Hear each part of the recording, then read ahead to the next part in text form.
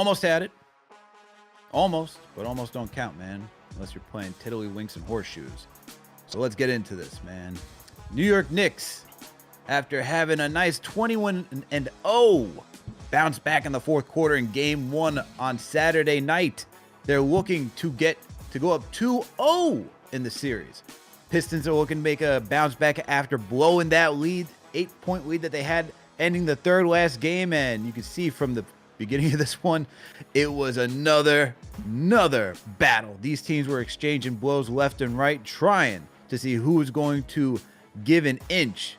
And it was going to be the New York Knicks in this case, man. The New York Knicks, unfortunately, were the team that was not able to punch back throughout most of the night. And due to many reasons, you can talk about coaching, you can talk about lack of aggression, you can talk about a lot of things tonight, man. But the Knicks certainly did not show up. The Pistons were essentially in command from the end of the first quarter all the way until the fourth. It looked like their youth was going to come through again for the New York Knicks. The inexperience, just as you thought Jalen Brunson and the crew were going to pull one out of their hat. Unfortunately, Dennis Schroeder had plans, man. Dennis Schroeder said, you know what? Not tonight, guys. Tonight, it will be for the Detroit Pistons. And the Pistons would win 100-94 after Mikal Bridges and Jalen Brunson could not hit threes to extend the game. Man, this one's a brutal loss. But let's talk about it. Make sure to hit that thumbs up button for your boys. Make sure to subscribe to the channel if you haven't already done so. Make sure to call in through the Discord tonight. Make sure to go through the web browser, download the app. TM, please throw the link to download Discord in the chat if you haven't done so already. Look, man, we need to hear your takes tonight. It was a tough one. Went all the way down to the wire. We need to know how Knicks Nation is feeling right now. And I know Pistons Nation is going to be in here trying to throw some shade over here, but I don't care, man. Don't care. Don't care. Put me on the other side is my guy, JD Sports Talk. You know we're about to get that excellent analysis. And I'm your host until CP gets here from the watch party, Ouch Terrace, a.k.a. the Stratocaster.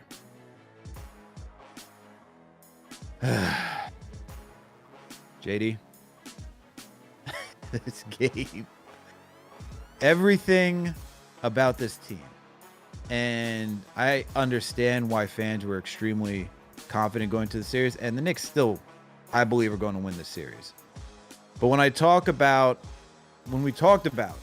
attention to detail, offensive creativity, coaching, decision-making, you know, this is one of the things that we talked about prior to the start of the postseason, saying, like, this team has the talent, but they got to do what they did in the fourth quarter against the Pistons in game 1 if they're really going to be about their business and take this single-handedly. Tonight, we did not get that. Instead, we had Jalen Brunson pounding the living daylights out of the ball. Karl-Anthony Towns being frozen out. You know? No offensive creativity whatsoever. Zero.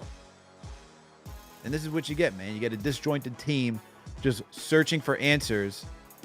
And when the coach isn't involved to create some offense for his guys to get involved, goes back to Jalen Brunson hero ball. And look, Brunson had great numbers, 37 points, 12 of 27 from the field, 9 of 11 from the free throw line. But one guy isn't going to win this game. You need the entire team to come through. We need to see that ball movement, as the Knicks are more than capable of doing, and they did not do that tonight, man. What are your thoughts on this game? Just a very disappointing game, man. Very disappointing game. And obviously we have a series now. We have a series, and quite frankly, it's the Pistons going to Detroit with a game 2 victory. They're probably in that locker room telling themselves, we just came to Madison Square Garden in a hostile environment with all these celebrities. We're the young team. We're missing Isaiah Stewart for game 2. This is a first go round for many of the top players like Cade Cunningham, Jalen Duren, and some of their young players. And we've come out of this first 2 games split 1-1. And you know what, guys?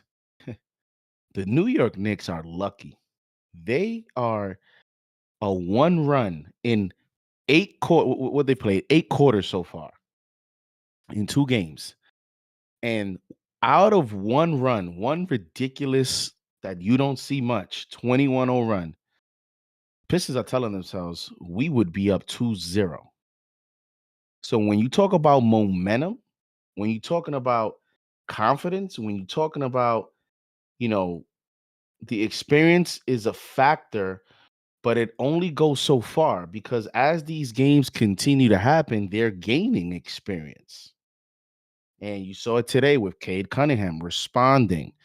Cade Cunningham, late game situations, making some good decisions in the pick and roll. Your experience is gaining quarter to quarter, game to game.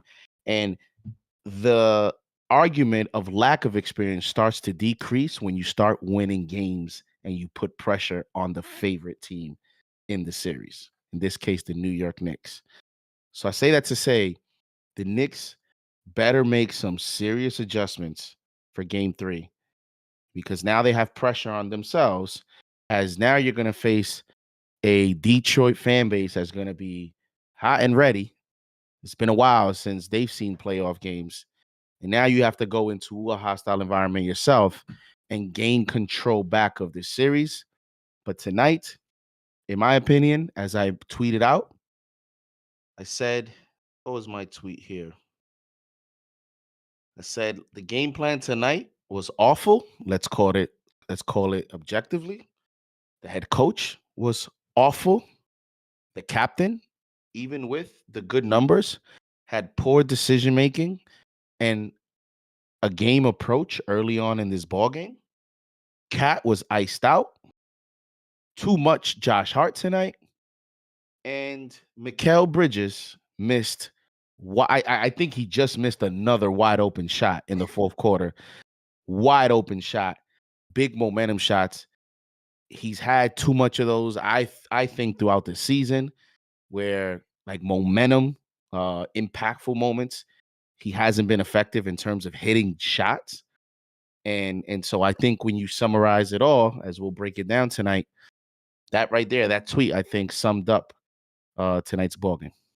Absolutely, JD. And I want to talk about let's get to Karl-Anthony Towns first, man, because I sent out a tweet because you had Ian Begley tweet out, I believe it was in the fourth quarter, and just let me make sure I get it right. So hang with me, people.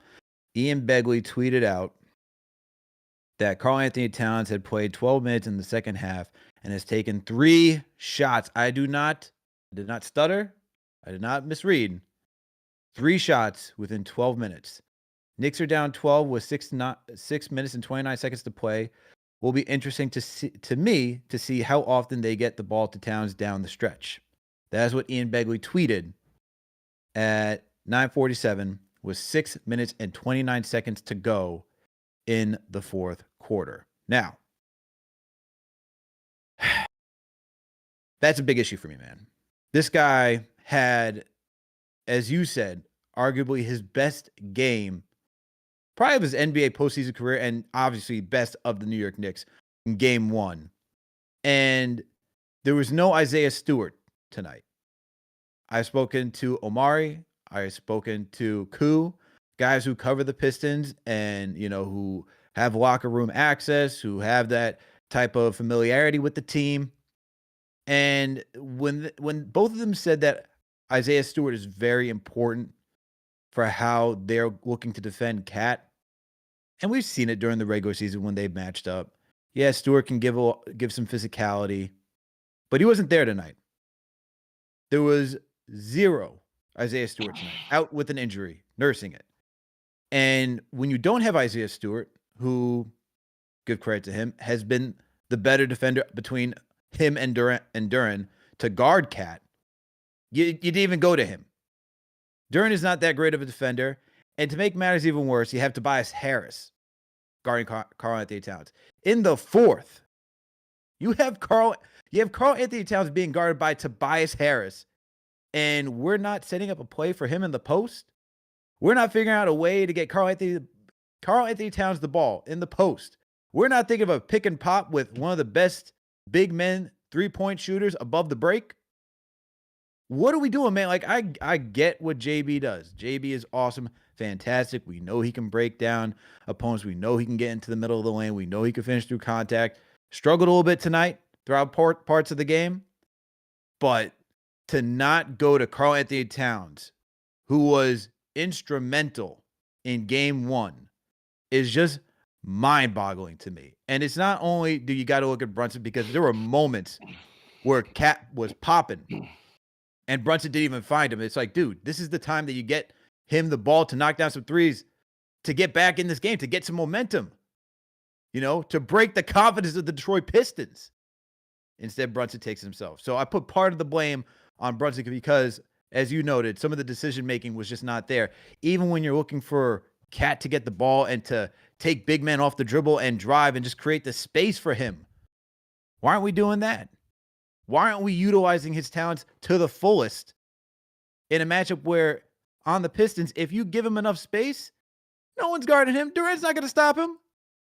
Tobias Harris is not going to stop him if he starts driving.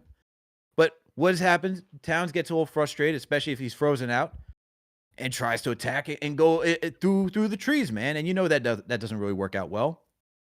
And then I got to look at the head coach. If you're the head coach and you're seeing that, you're watching this game unfold, you're standing on the sideline, something's got to, light bulb's got to go off. Be like, yo, something's a little off, man. How come my big man has not touched the ball in the second half? How come this guy who we traded Julius Randle, Dante DiVincenzo for, who we believe was the necessary piece to put us over the top to compete with Boston, why are we not getting him the rock?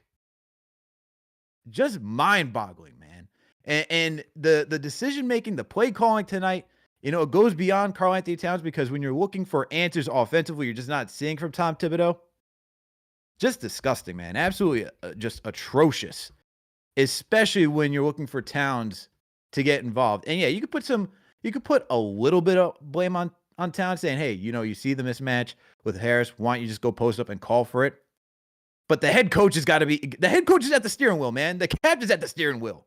The captain and Tom Thibodeau, they're supposed to be like in lockstep, seeing eye to eye, right? Why aren't you communicating this? It's just frustrating, man, because we've seen this way too many times throughout the regular season where Cat gets iced the hell out. And it's like, why aren't we going to one of the most efficient scorers in the NBA? Absolutely mind-boggling.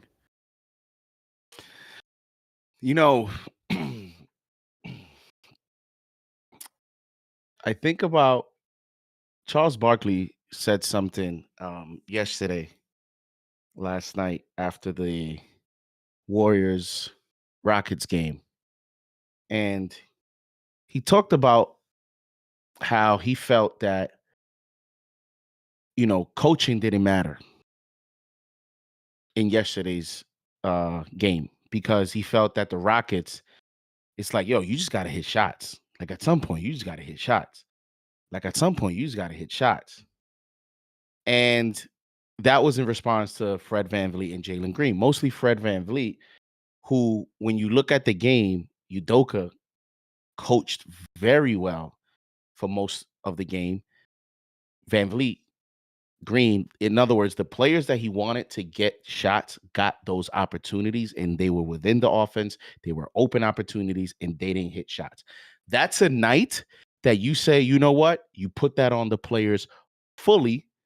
A few things with the coach, but that's a game that you say, yes, most of the blame, put it on the players. You got to hit shots. Tonight, although you can say that with Mikal Bridges, you can hold him accountable. But again, you did not give your best players, especially Karl Anthony Towns, in a night where Isaiah Stewart is out. So you're not going to face that one-on-one physical, mental toughness, all that crap. You're not facing that tonight no more. Versus a guy who had confidence, pointed at Tobias Harris after a post-up move, shot over him, was laughing, smiling, was building confidence. And we did not even think about running any offense through him. Like, we didn't think about doing that as a counter after possession after possession. We saw clearly that two things. Either we were calling too many plays around Jalen Brunson, and part of the captain's poor decision making, he also did not look to run the offense and set his players up. But here's where I look at coaching. When they cross half court too many times tonight, I looked at all the players looking for Brunson. As soon as they got the ball, everybody's looking for Brunson. That tells me that the game plan is around him. That tells me that the players are looking for him, which means everybody's kind of locked into Brunson save us tonight. And when you see that possession after possession, even Karl-Anthony Towns is compliant with the sets, that tells me at some point the head coach has to jump in and say, hold on, we're either going to call a different play call or we're going to make something called, I heard, what's the A word? We're going to make an adjustment. Yeah, that's the word. We're going to make an adjustment. And we did not do that tonight. And you said the word. It is disgusting how Karl-Anthony Towns, and when only had like 3 shots, you said, and when Begley tweeted that, the game was still going. I don't know if he took another shot for the rest of the game. I got that answer for you right now. Guess how many shots he took in the fourth? Take a guess. Don't tell me is was it Dunkin' Donuts 0? It is Dunkin' Donuts 0, my man. Bro, that's 12 minutes. 12 minutes he played the entire fourth quarter. 12 minutes. And did not take one shot. Into my office. You need to come into my office. We're going to have a meeting and you're going to tell me how in the world did this guy did not take a shot. And I don't want to hear that this is not Cat coming off a bad game where we can speculate. Is he nervous? Is the moment getting to him? Is he being shy? Is he scared? Was Draymond Green? No, wait, was Stewart? Was Jimmy? No, there was no obstacle. None. There was no obstacle on the other side for anyone to try to tell me tonight that Cat had anything to do with, and you could see, just watch the game, man. Look at when he gets the ball. He's looking to set a pick. He's looking to give it up. That's part of the set. And the problem is, if you decide to go against the set, then you're not running the play. You're not running the offense. So that's why it's coaching.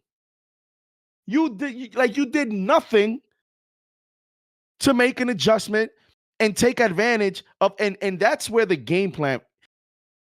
And aside from Cat, Alex, that's where the game plan is more than one player. Mm-hmm. And I thought, man, they're bringing Paul Reed off the bench. Although low key, I'm like, I don't know, because he's a shot blocker too. Low key, like people, he's a little bit of shot blocker, rim protector. But you know what? We're probably going to take advantage of some mismatches tonight.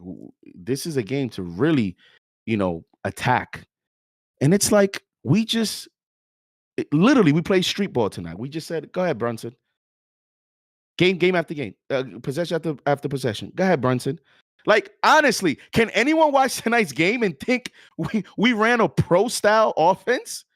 We had a pro-style game plan tonight? It literally was street ball. I mean, the physicality was definitely street ball, but the game plan was also street ball. It was baffling how we just did not decide to be aggressive in terms of the game plan. And therefore, that's why I think tonight Tom Thibodeau had a bad game. And if you really want to think about it, again, other than that one run, we've been out. We haven't played well in 6 of 8 quarters. And so, now the head coach, I think, is at a critical point of his Knicks career because you don't want to go down 2-1. And for anyone to say what I just said, JD, you're exaggerating. Yo, get off your regular season analysis. This is playoff mode. That's why I said the captain. I'm holding everyone accountable. Like, nobody is safe. Like, we're all here for one ultimate goal. And you cannot tell me that this team right now is playing championship caliber basketball. You cannot tell me that. It's like, bro, we're struggling against the Pistons in game 2 at Madison Square Garden without Isaiah Stewart, who's not even that supposed to be a factor. This team, like, we're getting beat by Dennis Schroeder, a journeyman who does have playoff experiences, but he's a journeyman. You know, we're out here scared of Malik Beasley. Come on. We're not looking at Tobias Harris as food versus a 7-foot center. Craziness. A talented 7-foot center, and we don't look at Tobias Harris as food. Absolute craziness, bro. Absolutely. And to make matters even worse, when you're looking at what this team did tonight, you look at the box score, 15 assists in total. Now, the Detroit Pistons had 11. I don't care about what the Pistons do, obviously, but for a Knicks team who, you know, has historically been in the basement when it comes to moving the rock, 15 assists. I get that players got to make shots. I get that we didn't shoot the 3-ball well. We can argue all about that, but there's no rhythm to this game at all when you watched offensively, which is why it goes back to coaching, as you said. Like, did we see a lot of backdoor cuts? Did we see a lot of ball movement? Did we see Karl-Anthony Towns working the high post and finding guys as we're accustomed to? Like, there were moments where they swung the ball well.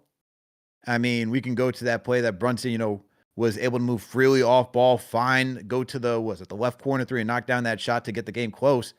But that's like the handful of plays that we saw them actually move the rock around and them just like standing in the court, as you said, just waiting for something to happen, man. And it's just, you can't just have it. And I guess this is a good segue to talk about Jalen Brunson, and then we'll start taking some calls, is that, man, you know, it's tough. And I'm sure you see this too on social media where you have a lot of people talking about Jalen Brunson hunting for his foul shots, man. And look, I'll say this, the game was not called evenly, especially in the first half. When you look at the free throw discrepancy between these two teams, and there were moments where Jalen Brunson was getting hacked. But I feel like his game tonight just felt like he was more so looking to get to the free throw line instead of just trying to play a natural game and do what he does best, which is facilitate, look for the open space, attack. And it just felt like too much was being forced in that manner. And when I'm starting to see national media and I'm starting to see it even for myself, I'm like, dude, why are we forcing the foul? Like, just go up naturally and go take it and, you know, move the ball around. It's just tough, man. Absolutely tough.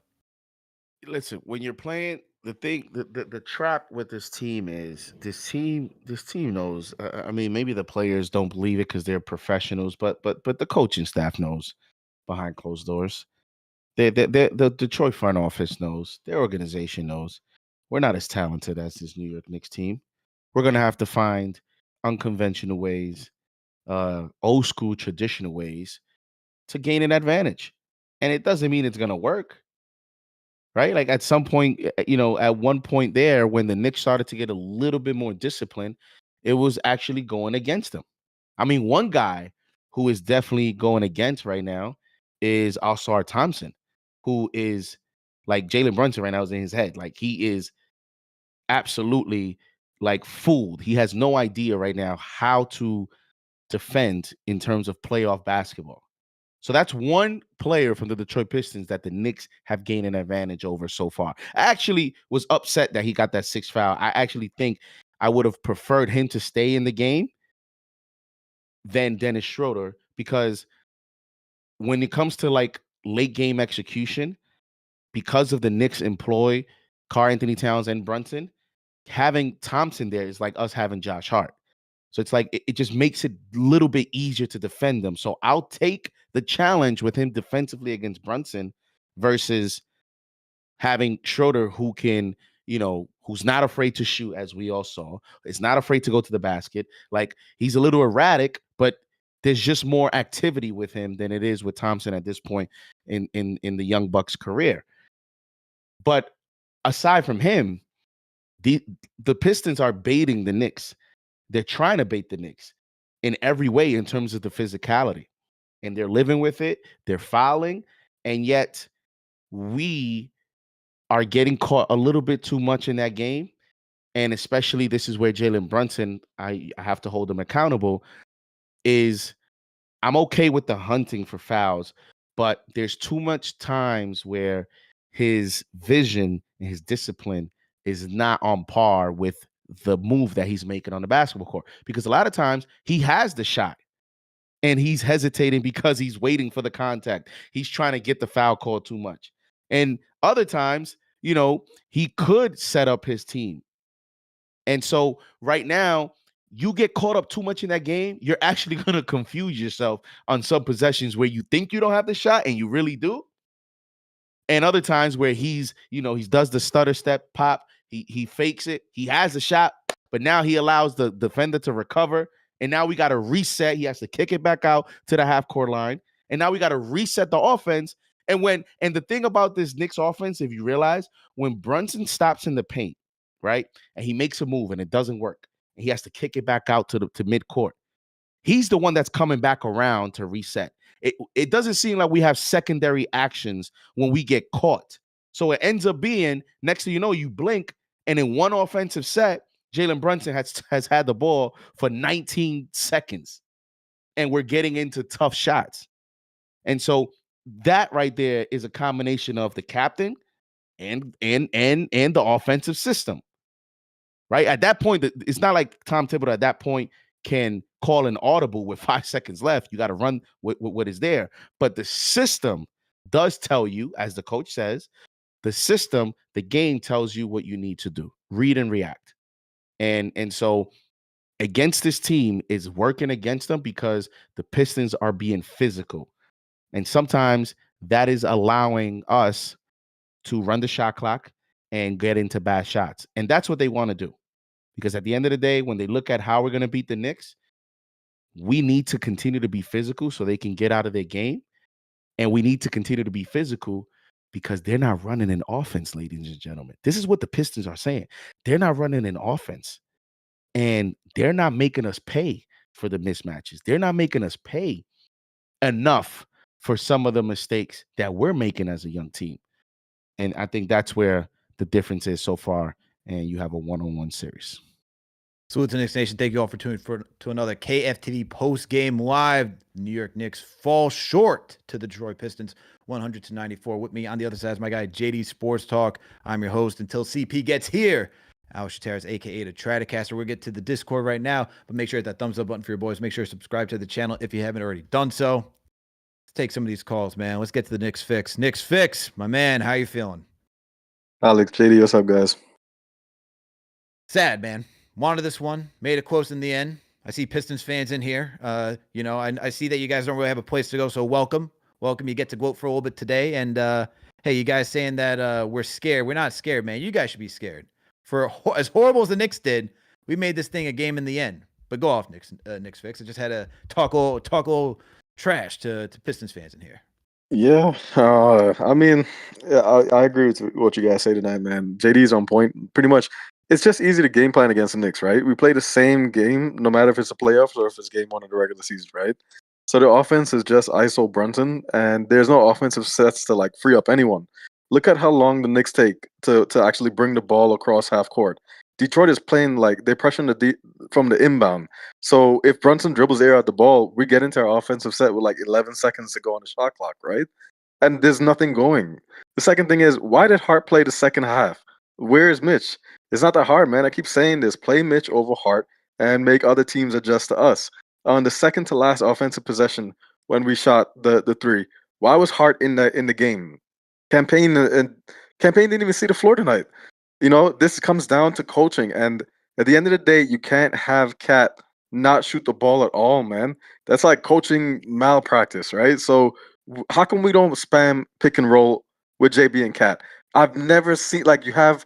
That's the main go-to option. We never did. At the end of the day, this is like disgusting basketball to watch. It's just ISO Brunson and that's it. And it comes down to coaching.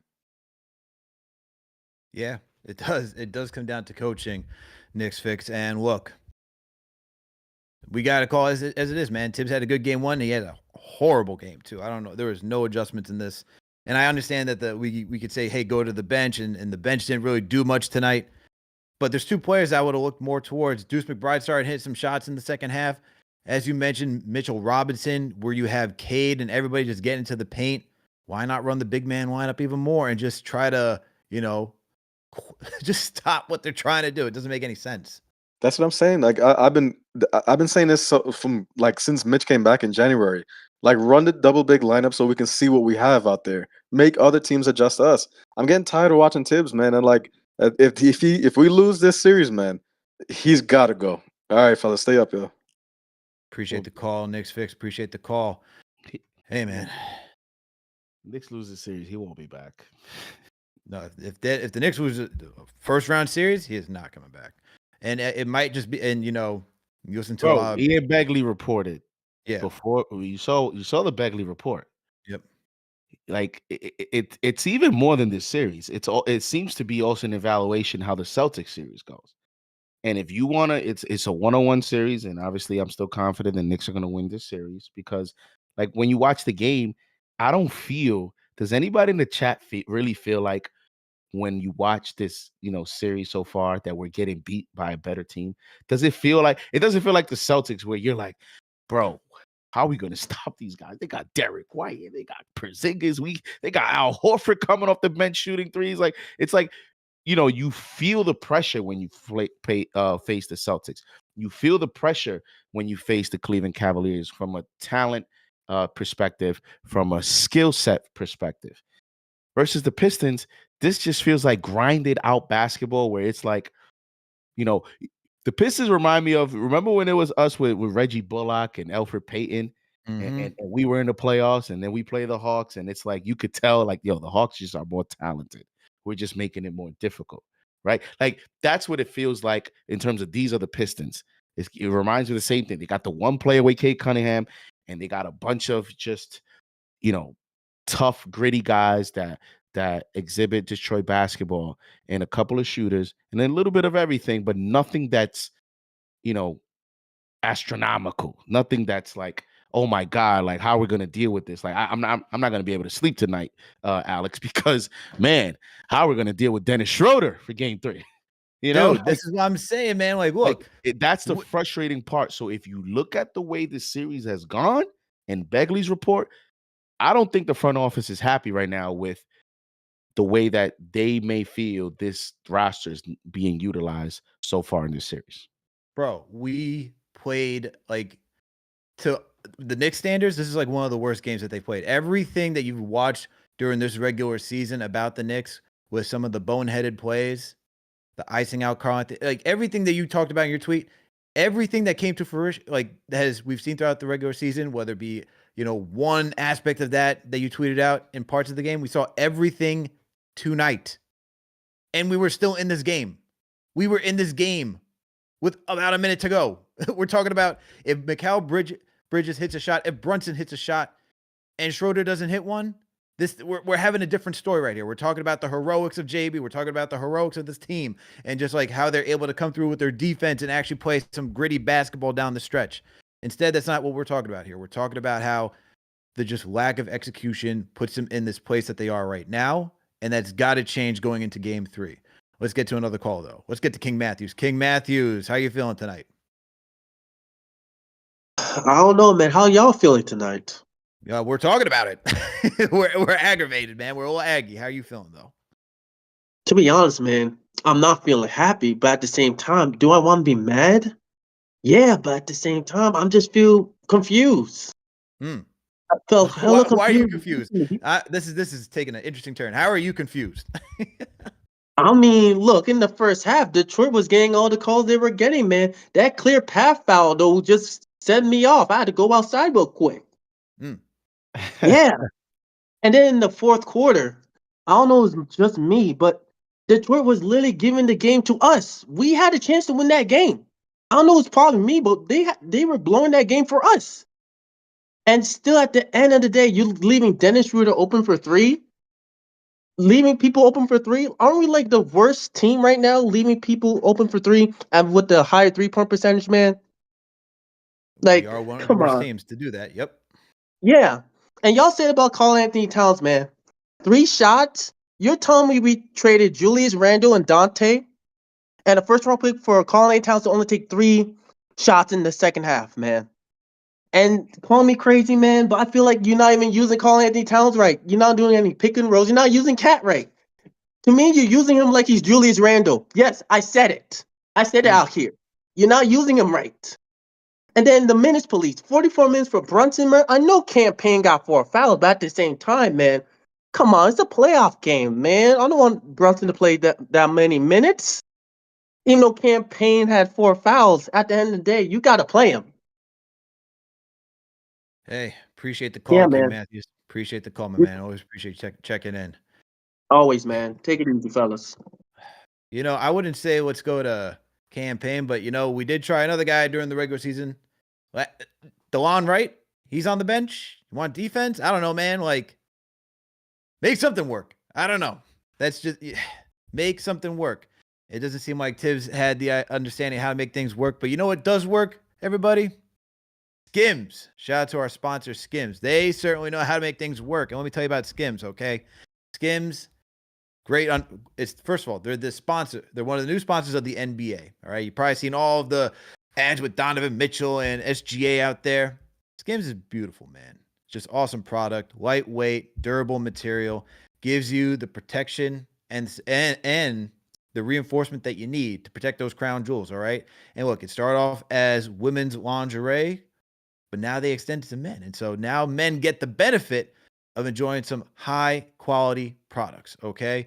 I got a pair of Skims. JD's got a pair of Skims. CP's got a pair of Skims. I ain't going to ask JD if he's wearing his because, you know, CP likes to do that. CP likes to throw everybody on the spot asking if they're wearing Skims. We don't need to do that, man. No testimonials to that degree. But hey, make sure to go support our sponsor, Skims. When you go check out, all you got to do when you're checking out is just hit on the drop down, select podcast, put KFTV in there. Let them know that we sent you over there, okay? And just, hey, go rock some Skims, all right? Especially if you like to hoop. Go get some Skims, man. Please, man. Why do we gotta make this thing more difficult? What? Talk about Skims or you talk about the basketball game? Yeah. No, I'm just like just reminiscing and just as a Knicks fan, man, it's just frustrating because I'm looking at the rest of the NBA playoffs and I'm just like, yo, like why are we like just in these one possession games against the Pistons? And it's like, come on, bro, we got such much bigger expectations, and we're like, is this? I hope this is not the conclusion of this series, man. I hope this is not going to be the preview of the rest of the series where every game is going to be like this and it's going to be typical cardiac Knicks and like it's like, bro, come on, man. Like this team is not on our level in terms of on paper. And it's like I hope that game 3 they give you that game where you're like, okay, yes, this is what we were talking about. Yes, this is what you know who you are in terms of the difference between both rosters. So it's just frustrating just thinking about like, man, you know, like, you know, if the Clippers beat the Nuggets tonight, okay, that's 2 teams. You could see that being 1-1. If the Lakers beat the Timberwolves, okay, you could see that series being 1-1. But it's like us and the Pistons, we're 1-1 at the Garden. It's like a young team at the Garden.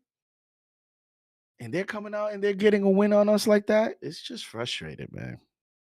Absolutely frustrating. It kind of reminds me of like, remember how all the chatter last year was like, yo, that Celtics team last year for how great it was. They always had time struggling with the Orlando Magic. It feels just like that, where it's just a physical team that has, you know, the Knicks have some difficulty with, but it's more so the Knicks just have done it this entire season, man. They've shot themselves in the foot with just them like, it's like even hard on the last play, man, like leaving Schroeder wide open or just leaving guys wide open on threes or like not finding somebody underneath the basket. It's just stuff like that, man, where they fall asleep at the wheel too many times. And for this team, for as talented as it is, like you shouldn't even have to do that. You shouldn't be falling asleep at the wheel. If you're truly about championship, you know, contention, like you see teams that are about it, man. There's just like a different level of focus right? It's just a different level of focus in how they approach every single game, every single quarter, every single minute, every possession. There's just like a level of awareness, heightened senses. And this team this season, this is what's been so tumultuous about this team. It's where they have the talent, as you mentioned, on paper. They can easily go out there and you look at them like lineup for lineup, like we have like the best starting five.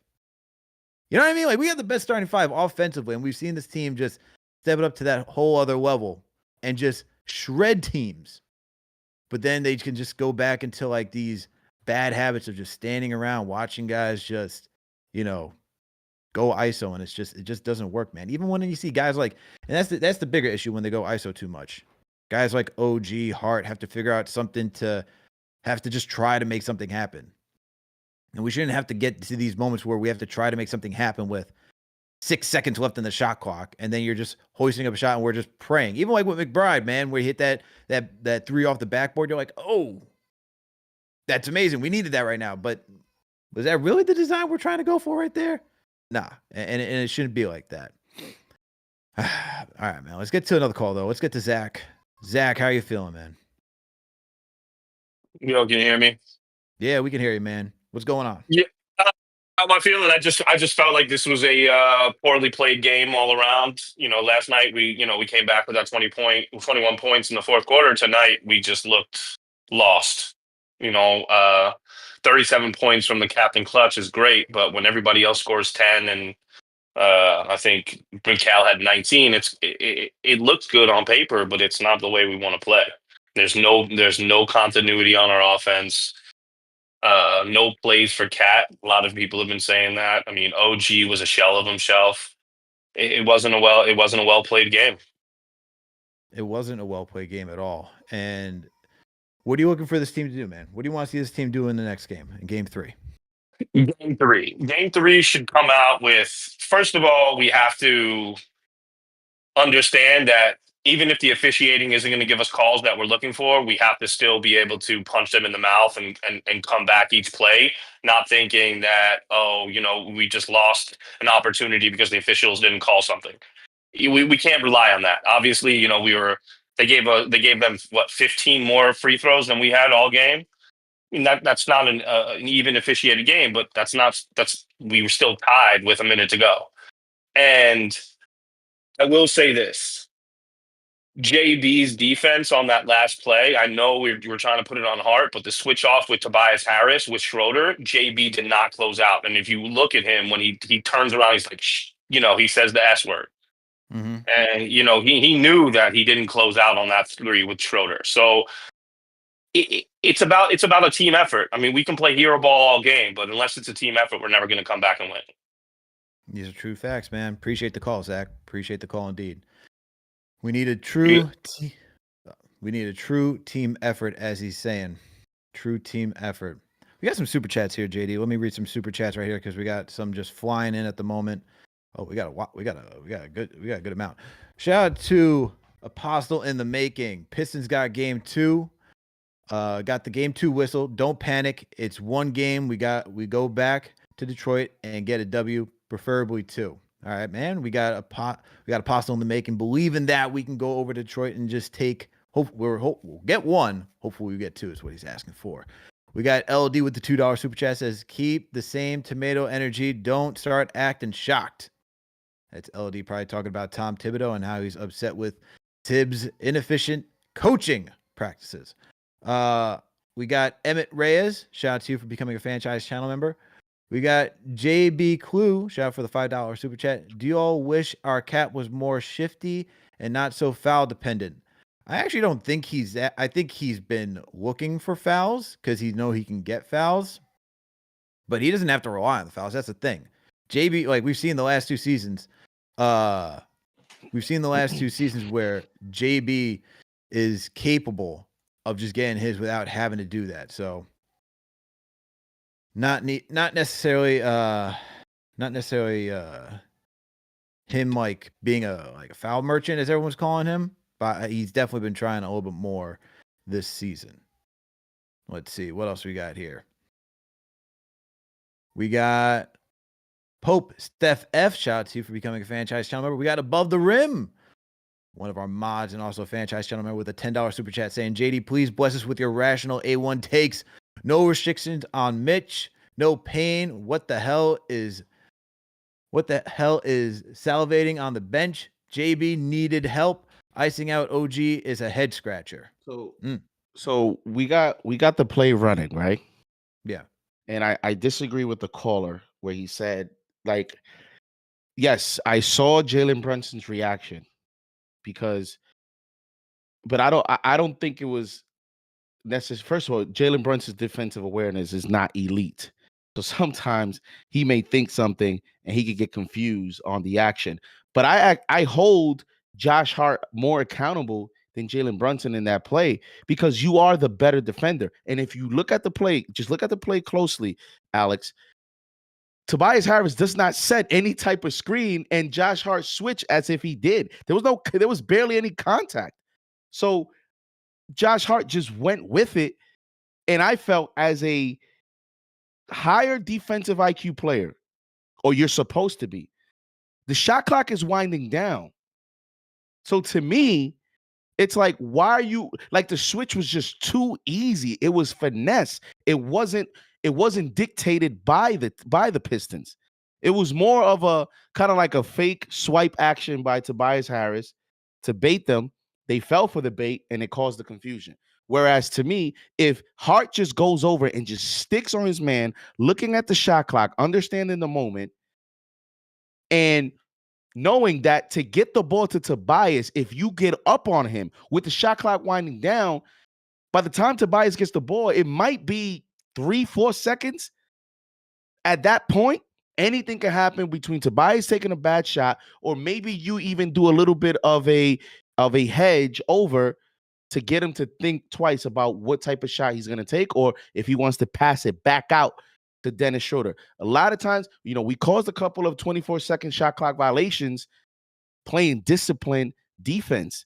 And I think that right there got him doing the switch. Because look, Jalen Brunson went with Tobias because Jalen Brunson, I think, was thinking what I was thinking. It's like there wasn't no screen for me to switch, so let me just stay here.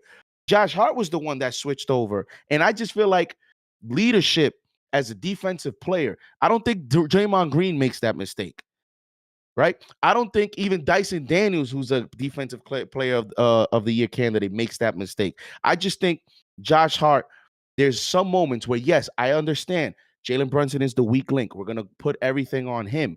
But there's certain possessions that I feel defensive leaders, the McHale's, the guy, take it upon yourself to not switch so easily on some plays.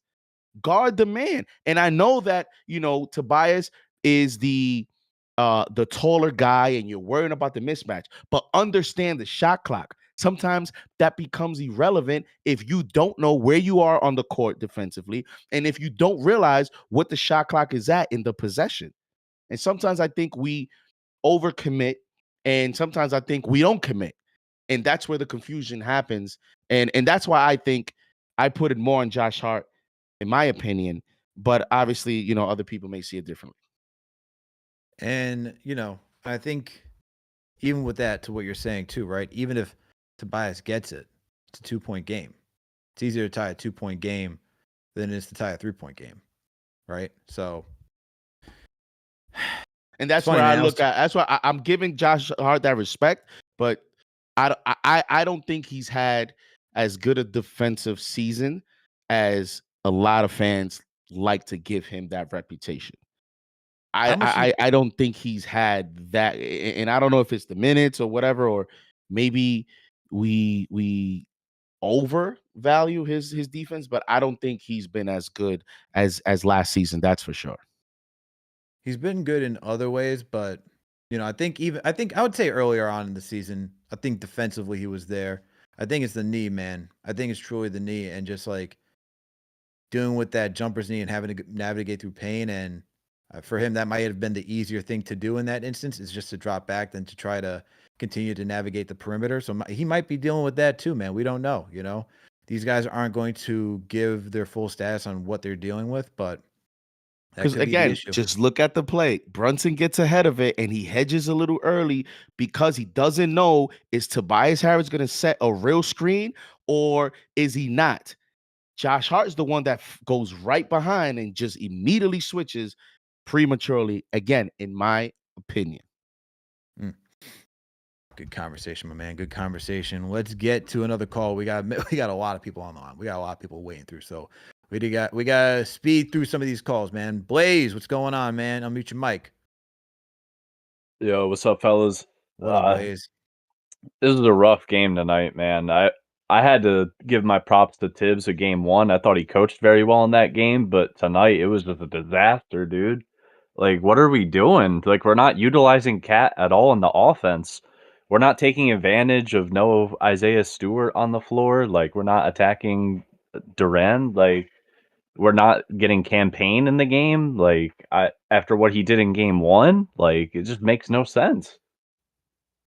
Doesn't make any sense, man. I mean, to have 0 shot attempts in the fourth quarter for Karl Anthony Towns is unacceptable. That should never happen. That should never happen to your second best scorer on this team, if not your best scorer on this team. He's the best 3-point shooting big in the league. Like, why are we not using him? And it's like he couldn't even get going on like the rebounding side either, you know? Like, what is it, 6 rebounds? We got out rebounded by a ton too. It's just like it's just a tough game, man. Absolutely tough game. Appreciate the call, boys. Absolutely tough game. The Knicks getting out rebound the way that they did was just unacceptable. And I spoke about this with Omari on the first game of the week preview, that you can probably tell who's going to win the game just based on looking at the rebounding stats. And with that, I guess let's get into the key stats of the night, brought to you by Underdog Fantasy. So let's look at some of these games. Let's look at these stats right here, JD. Obviously, the one that we don't want to see is the Knicks losing 100-94. But let's get through some of these. We see the rebounding battle. Knicks lost the rebounding battle 48. Pistons had to 34. Knicks had 34 boards while the Pistons had 48. Unacceptable, man. 15 assists for the Knicks, 11 for the Pistons, 8 steals for the Knicks, only 7 for the Pistons won the block battle with 4. Knicks only had 1. Pistons had 15 turnovers while the Knicks had 14. I thought the Knicks were pretty sloppy tonight, especially at critical moments where they were trying to make a run and just continue to turn over the ball. You had the shooting percentages, which were almost similar. Pistons shot 45% from the field while the Knicks shot 42%. 3-point percentage was abysmal for both teams. Pistons shot 22% from downtown while the Knicks shot 29%, under 30%. And this is one of the more efficient 3-point shooting teams, and they weren't able to knock down threes tonight. And then when you look at the free throw percentages, Knicks hit 84% while the Pistons hit 82%. And then we'll get points in the paint. Pistons won that battle 46-40. Second chance points tied even at 11 apiece. And then fast break points, Pistons barely won that one 15-14. What are some of your takeaways from these stats, JD? Let's see. Listen, the Pistons have dominated. They've scored well in a lot of categories, but as you mentioned, man, the rebounds 48-34. Rebounding is, versus a team like the Pistons who, it's 22 when they shoot 22% from 3 out of 27 3-point shots, they only make 6, and they get up 74 total shots in the game. They only make 44% on overall field goal percentage, and then we only get 34 of those misses, 34 rebounds, only get 27 defensive rebounds. You start to, again, I just felt it was too much Josh Hart, and I know, again, people could box score watch and look at the fact that he had 7 rebounds. I don't think that's enough. You're going to play him 40 minutes. He's only going to give me 1 offensive rebound, and he's going to give me 6 defensive rebounds. To me, that's not enough. On the contrary, Mitch got 7, just the same thing he got in half the minutes. Mitch played 20 minutes and had 7 rebounds. Mitch played 20 minutes and got 4 offensive rebounds. Nobody other than Mitch got more than one offensive rebound in the whole game. Nobody. Mitch is the only player that got more than one offensive rebound with 4 in the game, and we only played him 20 minutes. And I get the spacing stuff, but guess what? A few of those offensive rebounds that Mitch got for us, we were able to run another possession, and on a few of those possessions, score the basketball. And when you get into a game like this, and you get into a game where now you're looking at Cade Cunningham in the pick and roll, right? Covering some of that action to the basket, you start to wonder maybe why was Mitch not into that play? Because guess what with Mitch? I'm not afraid to put Mitch even on a Cade in isolation. It is what it is. I'm not afraid to. I'm not going to overcompensate my defense. Now with Cat at the 5, again, you saw a couple of those possessions late with the alley-oop to Jalen Duren where it can hurt you. And again, I don't understand why maybe Cat wasn't at the 4. He could guard Tobias in isolation. Tobias is not really like a ball handling guy that I'm afraid is going to get by Cat. I mean, Cat has had solid possessions against Jason Tatum in isolation, let alone I'll live with any results with Tobias Harris, who all he's going to do is dribble, left, right, couple dribbles, pop, and he hits the mid-range shots. Like, that's his game. So I just don't understand. But nevertheless, let's see what type of adjustments they make for game 3. This is why I wanted Mitchell Robinson in there, man, because you're looking for second chance opportunities. And what's even crazy is that the Pistons won the rebounding battle, but we tied at 11 second chance opportunities. I feel like if you have Mitch out there, who last season one of the best offensive rebounding bigs in the league, could have potentially tilted this game in our favor, especially when you're thinking about down the stretch and you just need extra possessions when the Knicks were missing those shots, right? And who could have given us a putback dunk or something like that? But that's Key Stats of the Night, brought to you by Underdog Fantasy. People, make sure to use that promo code KFTV to get to $1,000 in instant bonus cash and a free pick. Let me tell you something about Underdog Fantasy and why I love it. Underdog Fantasy, you can go create a ticket between 2 to 8 players. The more players you choose, the more you have in your potential earnings. And all you got to do when you choose those players, you just got to choose higher or lower for any statistical category that may be chosen. So, for example, you have points, rebounds, assists, the combination of the 3. How many points can a player score in one quarter or the second quarter? And the stats keep changing as the game wears on. So that's what makes it so fun. And the cool thing is you don't got to just use one particular sport. You can mix and match sports. You can go NBA, NHL. You got playoffs right now in hockey. You got MLB. You got the baseball season going on right now. So you can mix and match players between 2 to 8. All you got to do is just choose 2 players.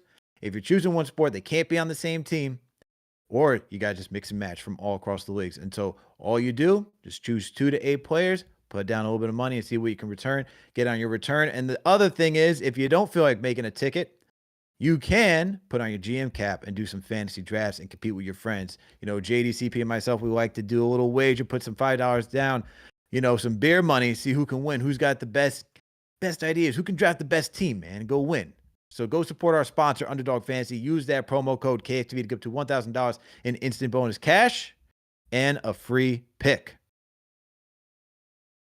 All right, man, let's get back to some more calls. We got many people on the line. We got Ashwin. Ashwin, what's going on? It's been a rough morning. See, I have usually the games are around 3:30 a.m., 4 a.m., 5 a.m. for me. So I have to wake up for that, and I have missed like 2-3 games at the most in last 4 years. Remember, Alex, JD was not there, but when I called and said that if we play hard, extended minutes, and he finishes or starts the game as the top 5 of our team, what's gonna happen? I remember when I said watch closely how many threes he gives up. Remember when I said he does couple of flashy things like he dove today for the ball and saved the ball pretty nicely, and then all the defensive lapses he had today, and the game losing 3 that he gave up today. That's all. Remember, I think the JD was not there also in the first call that I made this season when I said Mikhail needs to get into the gym and train his legs. He does not have the legs of an NBA player. He can't go through any player because he just needs to get a little bit separation to go through mid range, and they did not allow any space for him to shoot his mid range. But let me call out a few stats here. Okay, OG Anunoby, OG 0 out of 4 from 3 point, 4 out of 10 field goal. Mikhail 3 out of 11. Okay, Towns 0 out of 2. So of course, Tibbs, we know what Tibbs is. He has no offensive scheme, and he did not know what to do. So he went with Brunson iso ball, because in playoff you should know, if you sometimes it's gonna happen, your players won't shoot the ball, because we shot so bad from three, and we are supposed to be a great offensive team. And when the ball does not fall, you Tibbs should have a scheme to how to put OG in OG for his driving game, because they are already at the limit in the fourth quarter. How to put Cat in the post, all the things that could have been done by Thibs. And what was I really don't understand, if Hart can't play offense, what's the point of not having a 7 foot offensive monster in the on the team, on the playing field with Cat? Uh, You don't have to dive for loose balls if the guy, if a 7 footer can take the rebound in the first place. I don't know, man. What I think we will have a very tough series, and I hope everything. We will win this series, but things has to become more fluid, and I don't think things can do much better ahead when we win this series. So I would love to hear what JD and you think about what I said. Have a good day, guys. I appreciate the call, Ashwin. This man's waking up at 3 a.m. to watch the Knicks play. You can hear the passion, man. He's only missed 2 games throughout the regular season. He's waking up at 3 a.m. over in India to watch this team play basketball. And today didn't show up for him in the way that he's looking for, man. Didn't show up for the way that he's looking for. And look, one of the biggest criticisms is, he talks about Tibbs and how is Tibbs going to get these guys organized and playing right. And then he's looking at Josh Hart. And is Josh Hart the guy that you got to be leaving out on the floor, JD, for most of these minutes? Because during the regular season, we all understand how Josh Hart is that energy guy. He gives 110%. We've seen in the last 2 seasons, even the beginning of this season, that he's capable of putting that effort and even at times shocking us. This guy was shooting 37% at the beginning of the season, where he wasn't afraid to shoot threes. As it wore on, that changed. As you mentioned, the defensive intensity has changed. What are you doing with Josh Hart, man? What's the situation with Josh Hart? I think if you get down in this series, you have to seriously consider a lineup change. But I think for game 3, I'm looking to play Mitch with Cat a lot more in this matchup. Because again, what you're gonna get from Mitch, and Mitch got 20 minutes, so it's building. You don't play now until Thursday. So like, that's the advantage you have now with the playoffs, is you don't have, even at parts of a series, you're gonna have 2 days off. Right? You get 2 days off, I think once or twice in a series. They're gonna have it now. Some teams, have 2 days off between 1 and 2. Knicks had 1 day off. Now they're gonna get 2 between 2 and 3. This is, to me, the opportunity now to bump up Mitch's minutes. I think it's going to be important for game 3, because now you're facing a hyped up crowd.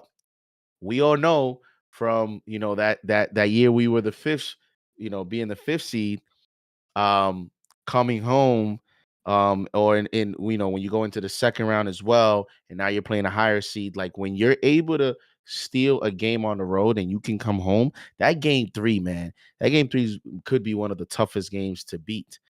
And to win, and you don't want to go down 2-1 now. How is this team going to respond? Let's call it how we see it. They made it a game tonight, but they were getting smoked for a period, large portion of that game, especially in that third quarter, right? The script tonight looked a lot like game 1, where I'm going into the fourth quarter and I'm like, all right, here we go. We're going to have to make a run again, right? Like, it's been the same script. don't run that script for game 3.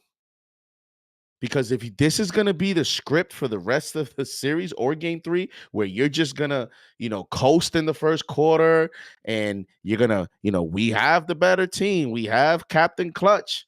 And you think you're just going to turn it on with 2-3 minutes left in the third into the fourth, you might get a rude awakening on the road. Because again, now you're going against the physical team, Alex, could get rewarded at home. They faced a lot. I don't know that All-Star Times is going to continue to get called for some of this stuff. Again, funny things happen when you're the home team. We saw it tonight. When we started to get some of those calls late versus, Thompson and Jalen Duren, where they were starting to pick up some fouls. They got to be sharp and mentally ready for game 3. And this head coach has to design a better game plan for game 3, because this game could define how the rest of the series goes. Are you making a change in the starting rotation, putting Mitchell Robinson out there? I game 3. I spoke with Andrew Claudio for the playoff primer. I was like, yo, put Mitch out there. Don't play any games. From game 1, that's what you wanted? From game 1? That's from game 1. That's what I wanted, man. Look, man, we see it tonight when it comes to the rebounding battle. The Knicks, barely lost the rebounding battle. They lost by 1 in game 1. But I'm looking at a team that, they're not great. Like, Beasley shooting the ball well, but this isn't a great 3-point shooting team. I want to take advantage of all the opportunities that you can get, just getting second chance points. And Mitchell Robinson helps with that. I mean, we're getting spurts of these 2 big men lineups. It's not a lot. I know what Josh Hart brings, man. He can give you that same energy off the bench. If you're looking for some help off the bench, you can get that too at this moment. And especially in this matchup. No, I was going to say Mitch was a +3 tonight too. Only 2 players in the Knicks were a plus on the plus minus. So that is also interesting. Let me ask you this. Do you think Deuce should have played more minutes tonight than 13 minutes? 2 of 4 from 3, 3 of 7 from the field. I know one of them was a prayer, but I also think sometimes those shots, as we saw with Campaign hitting some type of electrifying shots. I thought that was a shot that got it can galvanize you. What do you think about Deuce in 13 minutes? You think he should have gotten more, or you think that was cool?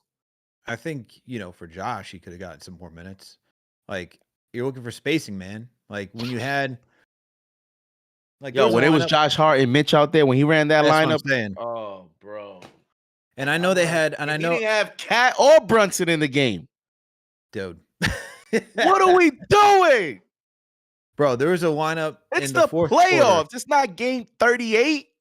Bro, there's a chance. I mean, in the third, it was like he kept with the stars for a long time. Like, all right, man, like we have gone. What was the stat? We went, I think, 1 for 11 or something like that. It was something crazy. Like, we didn't score once the clock hit 9 minutes to go. We didn't score a bucket from 9 to 5. We went 4 minutes straight without a score.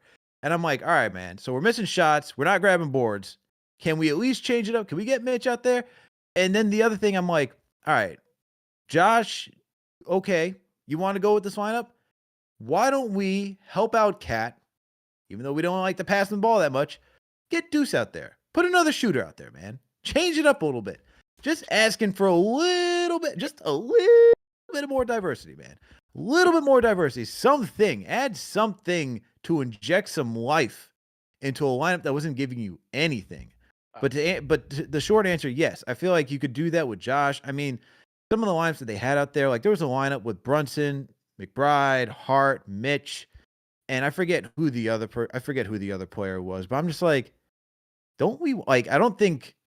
Who was it? I was like, why do we have this lineup? This makes absolutely no sense with what we're doing. And I'm like, we have 2 non-shooters out there, so we're now shrinking the court with Mitch and Hart. Shouldn't we add? It was like we need another wing out there. I think maybe Cat was definitely out there. I was like let's put Bridges, OG, somebody else with this lineup, and not just make it 10 times more difficult for Cat and Brunson, and as well as Deuce to try and score, man. It's just, I don't know. I'm not trying to do rocket science over here, man. I'm just looking for a little bit more spacing. That's all I'm asking for. That's all I'm asking for, man. It's just tough. Yo, let's get to Anthony, man. Anthony's been very patient with us. Anthony, what's going on, man? Unmute your mic. Want to hear what you thought about tonight. Yo, what's going on, guys? How y'all doing, man? Doing Aggie. good, man. Doing good. Doing good. I'm Like very amazing. frustrated. Amazing. Yeah, I'm like I was pulling my hair out, man. I mean, first off, Tibbs rotations, man. It's like he doesn't even know what he's doing. Like, I'm gonna be honest. Like, he played Landry a little bit in the first quarter. I think Cam got in for a bit, but they didn't even see the floor again. Of course, we all know the offense was absolutely atrocious. I mean, Tibbs' offense is like if we have like 4 or 5 guys that could just cook off the dribble. Like it's just a freelance offense. JD, you said it earlier. It's like we're in the park, and it's like, all right, your turn, your turn, your turn. We don't have that kind of personnel. We don't have that kind of personnel. What are you doing? You have to have, like you said, a pro style offense where guys are in motion. We're setting screens, back cuts. OG and Mikhail are at their best when the ball is moving and we have the defense in rotation mode. So where they can play into their strengths, a little pump fake, jab step, go to the bucket, get into the lane. I don't understand what Tibbs is doing. Cat shooting 3 times in the second half is a joke.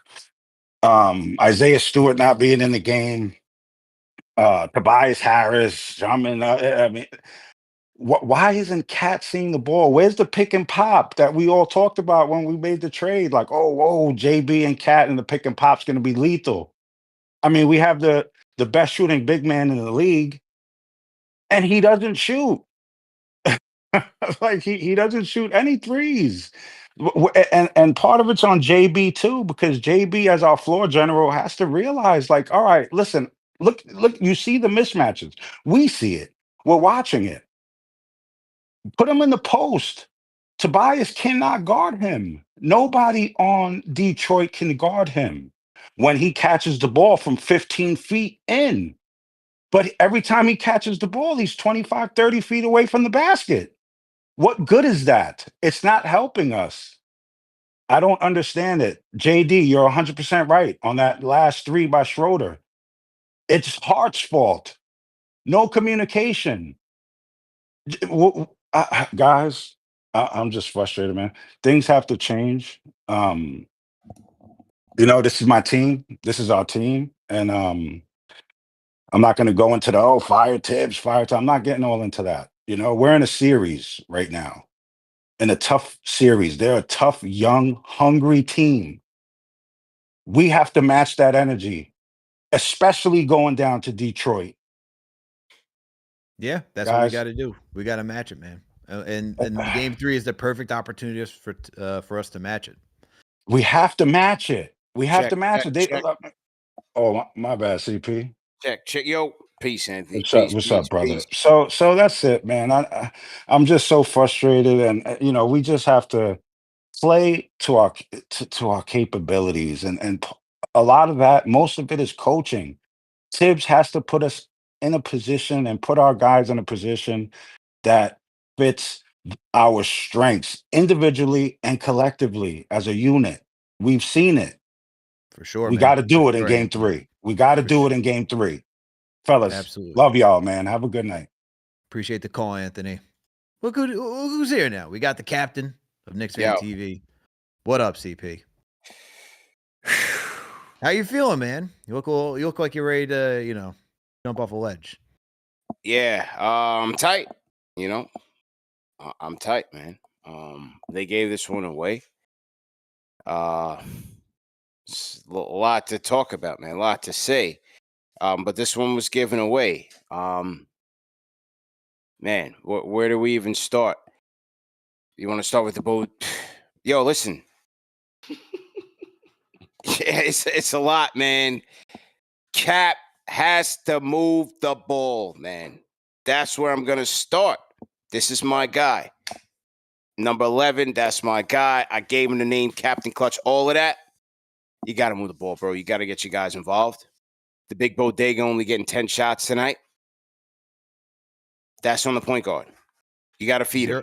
Zero in the fourth quarter, CP. You got to feed him. You got to feed him. Why did it take until 6 minutes in the fourth to get Mikal Bridges back in the game when he had Tim Hardaway Jr.? I said it. I said it on Good Day today. Mikal Bridges, tonight is your night. It was his night. Give it to him.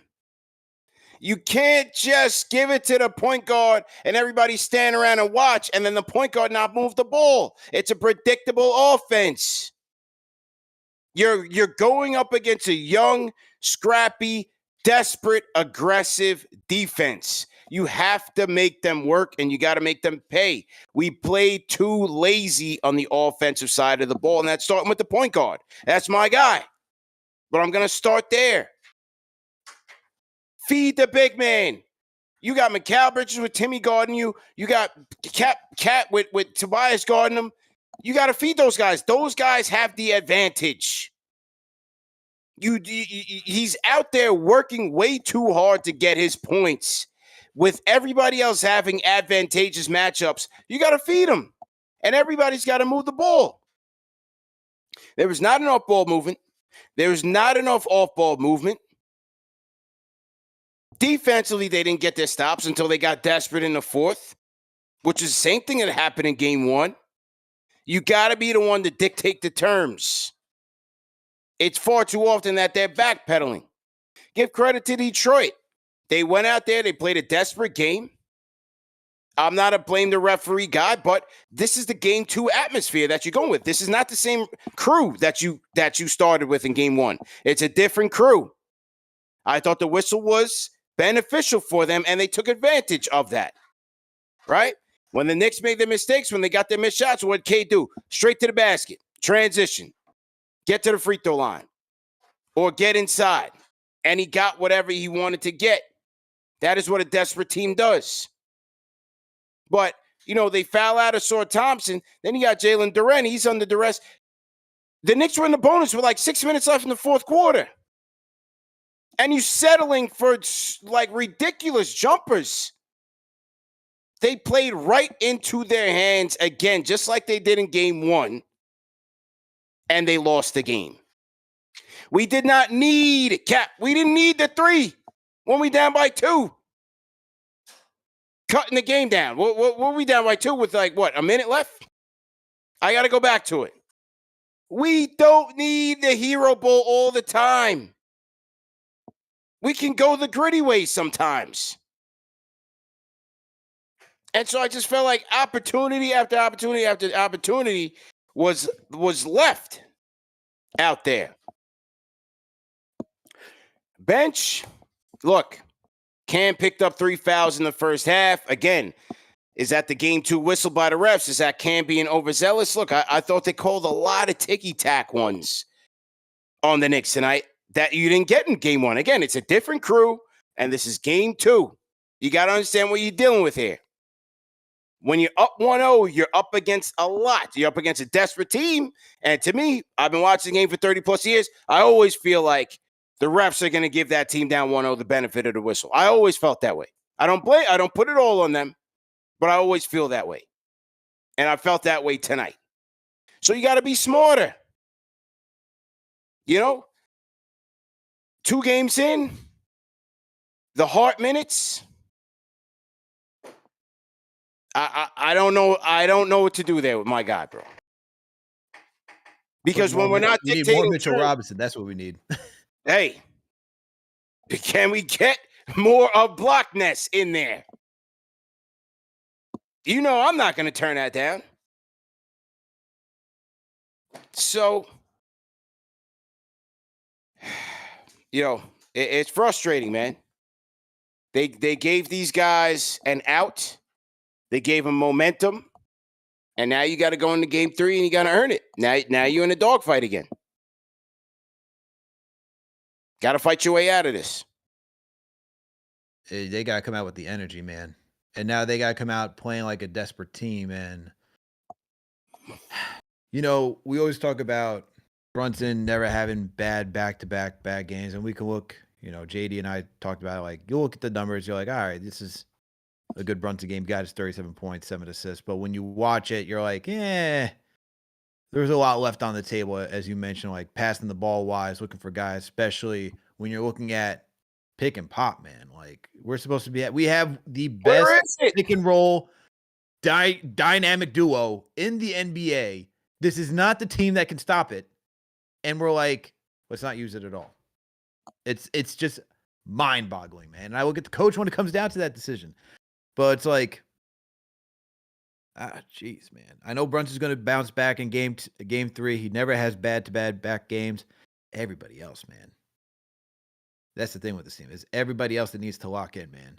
Is everybody else going to be locked in for game 3 in a hostile environment and put this thing back on track, go up 2-1? Bro,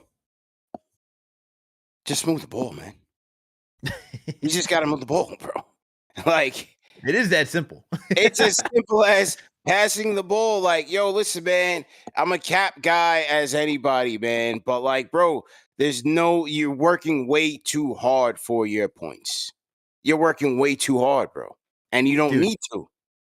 He took 27 shot attempts. Bridges was next with 18. After that was Cat with 11. OG had 10. That is absurd. In a game where I felt like you didn't even need to do that. You didn't, and like most of that came in like the first 3 quarters. Like, you didn't need to do all that. Didn't need to do it, bro.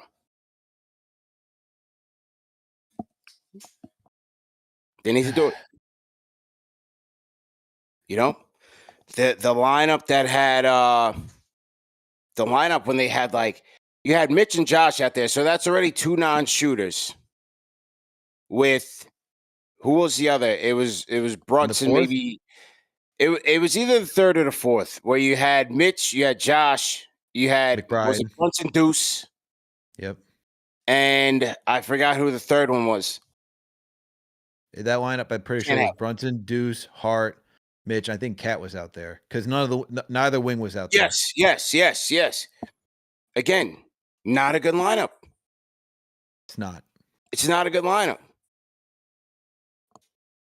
So, you know, look, man, they gave it away. They went too hard for it. And when they got into it, you know, the Schroeder 3, wide open. They kept going, picking at Brunson and Cat. Cade got to the free throw line. How many free throw attempts did Cade get tonight? Cade had 12. 12. Schroeder, 6 of 10, 20 points off the bench. Knicks bench, 8 points from Deuce. He's been ineffective 2 games. Campaign 4 minutes. Cam got 4 minutes with the 3 fouls. After he got the 3 fouls, you never heard from him again. You got 6 fouls in a game. You got 8 points from your bench. And, like, look, you got 2 nights off, and I get it. You know, you can go to the starters. I didn't think the starters were tired, but they just needed a little more punch, man. They needed a little more punch. This game was given away, man. 100%, bro.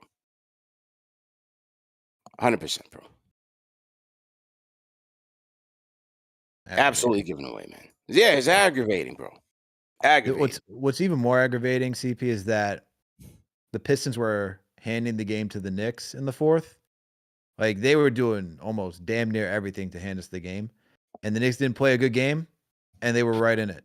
That's what's even more like, the Knicks have the talent to go out there and go look like this dominant team that they could potentially be, and yet we're playing down to competition way too many times. Yeah, they do it to themselves, man.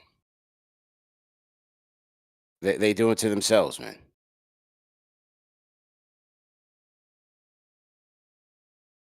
JD to shake. They do it to themselves, bro. Man, it's just, oh man, yeah, it's just frustrating. It's just frustrating to see this potentially go into a extended series, and again, it's a dangerous territory because you're gonna go to Detroit It's going to be a hostile environment. Let's see what the fan turnout is with all the restrictions. Let's see if it has an impact. And, you know, you're on the road now. And oh boy, when they get physical there and the fans get engaged now, you know, let's see what this team is made of in that moment. Because now this team is going into Detroit with a abundance of confidence. You talk about making a statement to show them who's the better team. You win game 3 and you make that statement in game 3. Because I guarantee you, if you win game 3, although the Pistons could say, guys, let's keep fighting, they may go into that locker room saying, yeah, they're the better team. We just gotta let's see how far we can go. Let's keep fighting. That'll be the mindset. But those players go home, they go to their hotels, they go to wherever they're at. You win game 3 in convincing fashion, you're going to make that statement to them mentally. And that's the opportunity that this Knicks team has with game 3. But the recipe, physicality, home court advantage, the referees, that's what the Pistons need. And all they need is a little Malik Beasley hot stretch, right? Let's see if Oscar Thompson makes any adjustment himself individually. Like, the Knicks are playing with fire, man. They're playing with fire, and I say they're playing with fire because I just don't see, if we call it a spade, bro. I mean, did they really even give the game away tonight when they only led by 3? That was their largest lead all game. Was there I'm happy they made it a game at the end. Like, I'm happy I was able to see an opportunity to steal it. Because then they're not a better team. They play it into their hands, bro. You got to work. You have to work. Not just going and moving and pivoting it. Like, bro, pass the ball to Bodega. You got to give the ball up, man. You got to move. This is like Mellow Ball again. Everybody pass the ball to him, and everybody's watching. What was the rebounding discrepancy tonight? Oh, you don't want to go there, man. It was 48. What was the rebounding discrepancy tonight? 48-34. 48-34. One and done every time. Move the ball. It's that simple. The rebound discrepancy calls for more Mitchell Robinson, by the way. Hey, I'd love to see it. How many minutes did you get tonight? 20. He got 7. He got the same amount of rebounds Josh Hart got in half Josh Hart's minutes. Josh Hart played 40, got 7 rebounds. Mitchell Robinson played 20, got 7 rebounds. Mitchell Robinson is the only player that got more than one offensive rebound. He got 4 offensive rebounds. No other Knick got more than 1. And he only played 20 minutes. Got him with the ball, man. And now he's going to have 2 days off, and to potentially play another 18-20 in game 3. And you had a night where you didn't have Isaiah Stewart. You know, they were down a big. Yeah. They were down a big. Listen, I'm not going to give that guy all that credit. I mean, we're treating him like he's Akeem Olajuwon. I'm not giving him that credit. I don't care if I'm he not plays, giving that credit. He can play 48 minutes. We're still supposed to win this game and win this series. I'm not worried about it. Those are all facts. I'm just saying, you're down to like a legitimate big. You have Paul Reed, who was talking smack last year against the Knicks while he was a Sixer. And Paul Reed got busy on him tonight. And we're not going out there and taking advantage of that. Paul Reed got busy tonight. What Paul Reed do tonight? 6 points plus 13 on the night. Scrapped. He scrapped. You got to fight, man. This is the playoffs. Got a coach, too. Everybody's involved.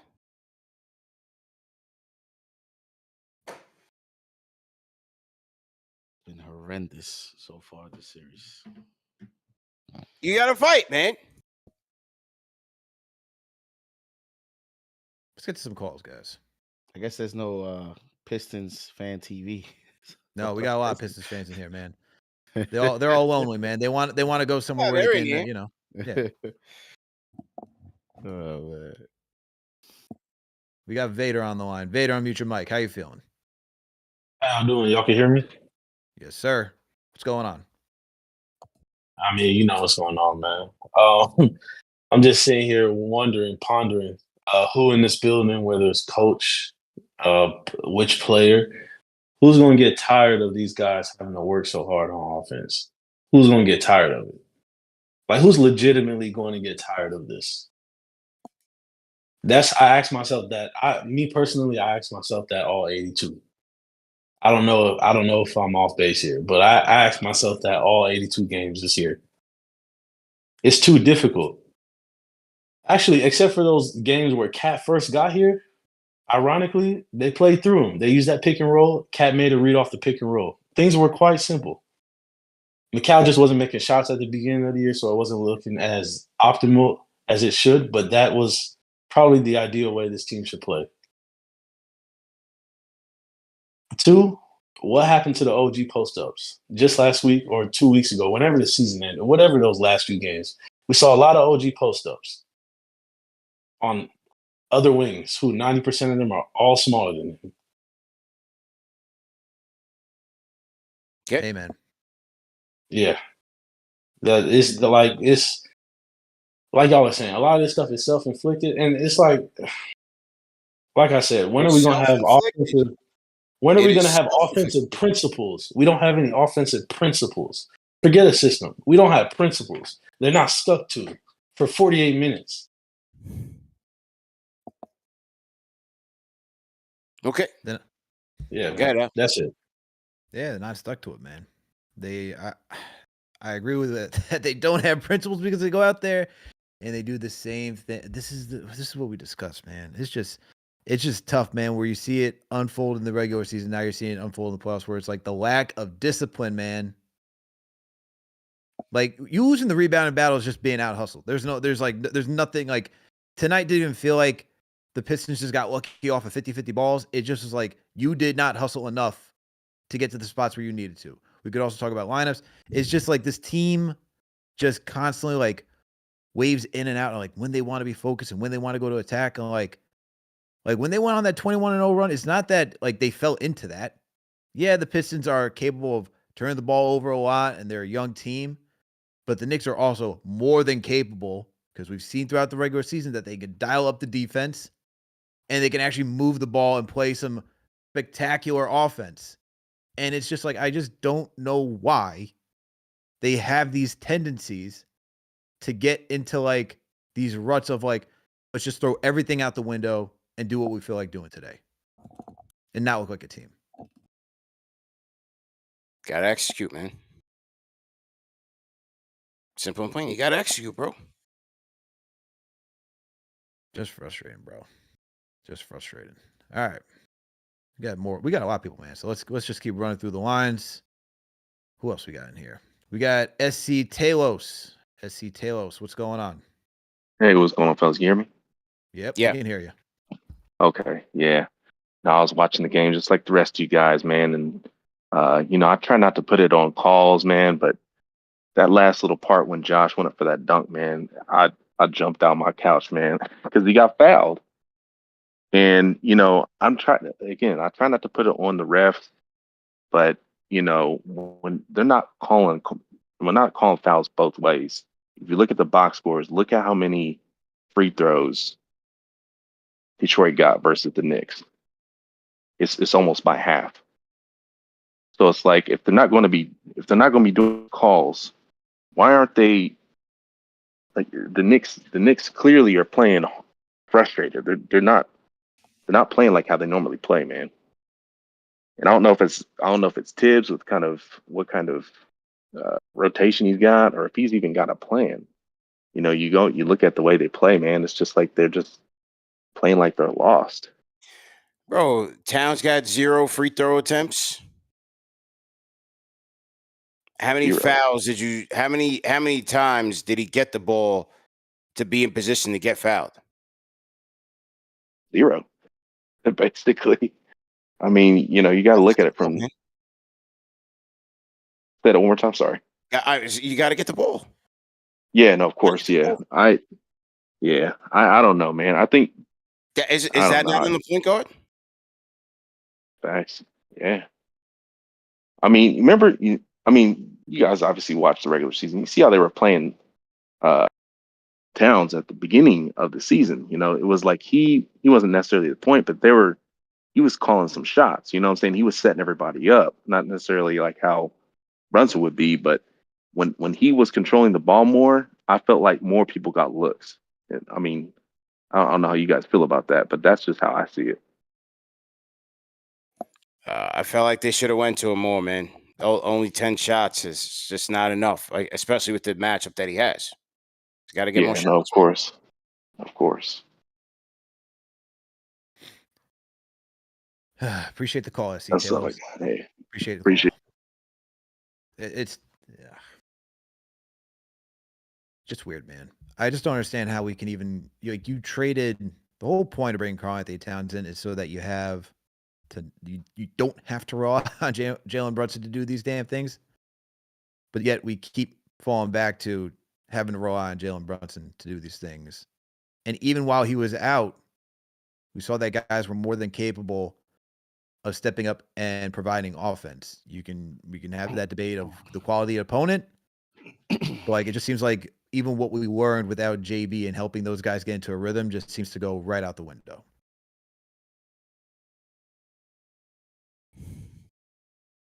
Shout out Direct on Target, franchise channel member. So to you. All right, who else we got on the phones, Al? Who else we got? Oh, we got your favorite caller. We got LD on the line. Let's go. LD, what's going on, bro? Unmute the mic. Yo, what's up? Yo. What up, man? How are you feeling? I'm feeling great. I'm not worried about for real. I'm not really paying attention that much. I've watched every game, but I'm not paying attention to this series because they don't have enough firepower. Detroit doesn't have enough firepower to compete with the Knicks in the first round. Not this year, at least. You know, they just don't have it. So, yes, this is a bad loss. Nothing that we're seeing right now is that shocking considering some of the things that we've talked about during the regular season. I mean, if we are to agree with the media that Cade Cunningham is the best player in this series, let's say we just agree with that idea. We have the second, third, fourth, fifth, sixth, seventh best player in the series. So there's no reason why we should even game one shouldn't have been that close for us to have to go on a run. They have Cade Cunningham. He's great. They have Tobias Harris, who was just considered the worst contract in the NBA for 4 straight years with the Philadelphia Sixers. They have the bag fumbler of all time, Dennis Schroeder. I mean, they're all NBA players, but in comparison to who we say we want to be and the money that we spent coming into this year, Detroit shouldn't even be a 4-game sweep. It should be a 2-game sweep. Like, you know what I mean? And it's just call it what it is, though. Who do they have to compete with us? So what's what his name? happened tonight, man? Who do you put this loss on tonight? I mean, I think we all could see what the issue is. I'm not blaming Coach Tibbs, but this is Coach Tibbs' doing, because again, going back to certain things that we've talked about during the regular season, we cannot rely. We didn't make all these trades to keep Brunson doing the same thing. It's not on Brunson. It's just for Coach to kind of design better plays. If you look at any other team, I want to say in the league, in the entire league, even the bad teams, I don't think any team plays basketball that looks as stressful as the Knicks basketball looks, especially on offense. It's like it looks like we work way too hard to do basic stuff unnecessarily. I don't see why there's no reason why we should. Brunson has led the league 3 seasons in a row, dribbles per touch, seconds per touch. We constantly rank dead last in pick and roll for romance. Like certain things is just like basketball 101. Again, I'm not worried about this series, but if you look at the other contenders, just the basic, simple stuff that they're doing, slashing, cutting, certain people moving off ball. Like if you watch today, Jalen Brunson, again, it's not his fault, but when he starts dribbling, folks just start standing around. Like, okay, isn't this 5-on-5? Like, what's the plan? You know? But again, it's a bad loss. They're going to wake up. Jalen Brunson is not going to lose to the Detroit Pistons in round 1. It's just not going to happen. You know? Yeah, but he's got to trust, man. I don't see the trust. I don't see the trust being there, bro. I don't think he's given the system to trust. This has been enabled. You know what I mean? This is we can't celebrate when it looks good and then get frustrated when it's the same thing we've been talking about. Like again. But when it looks good, who's it on? It's only looked good. It's only looked good for the entire team once, and that's that January stretch Once? 2020. Yes, 2024. That January stretch is when it looked good for the entire team, where everybody looked like they were on point. But if you notice certain things like this year, Jalen Brunson will go for 40, OG will go for 5. OG will go for 5, Cat will go for 3. Like it never looks like the entire team is eating. Look at what OKC did Oh their no, first no. game. There were several times they all 5 was But in double not enough. Not enough. They finished 5th in the offense, bro. We keep saying this fifth in offense thing. That's because we make our shots. We're low in pace. Like, nah, bruh. We can't keep using this. No. I'm not gonna accept that because people say that all the time that we rank, fifth in offense. That sounds good because we make our shots. We don't take enough shots though. The goal is to take as many shots and make as many shots. We don't take that many shots. Didn't we rank like dead last in 3-point attempts or something like that? Yeah, the threes gotta go. Like the threes definitely gotta go for sure. Yeah, you got to step up to the modern game. Again, this is not the series that I'm worried about. I'm not considering this like we're gonna win this series.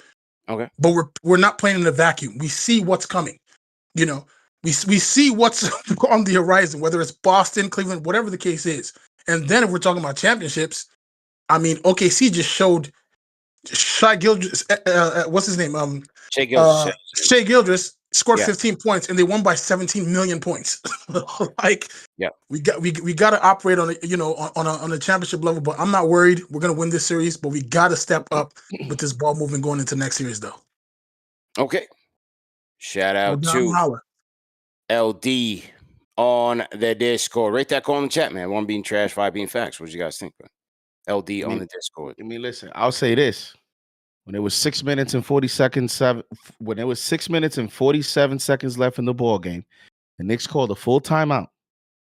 Mikel came into the game and they ran an actual play that looked beautiful, that ran smooth. And you know what resulted in that play? A Jalen Brunson off-ball catch and shoot 3 from the corner.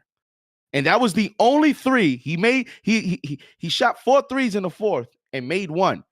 And it's ironic how the one that he made was off an actual set design play that Jalen Brunson didn't call that play. That was the coach that called that play. So you give him credit for that. But then the question is, where was more of that during the rest of the game? Why did that have to come out off a timeout, which has been a weakness of this team? But I do want to point that when they ran an actual play, Jalen Brunson had an off-ball catch and shoot in rhythm 3. And so when I see that, I just think about why didn't we see more of that type of action? Because I didn't see anything close to even an attempt of that type of play, because that's the only shot that Brunson got in terms of off-ball catch and shoot off an actual set that was run designed to create that type of shot. Let's get to the next call. Who else we got up here? We got, looks like a new call right here. We got Myra. Myra on the line. Maybe. How's it going, fellas? How's it going? Good. How you doing?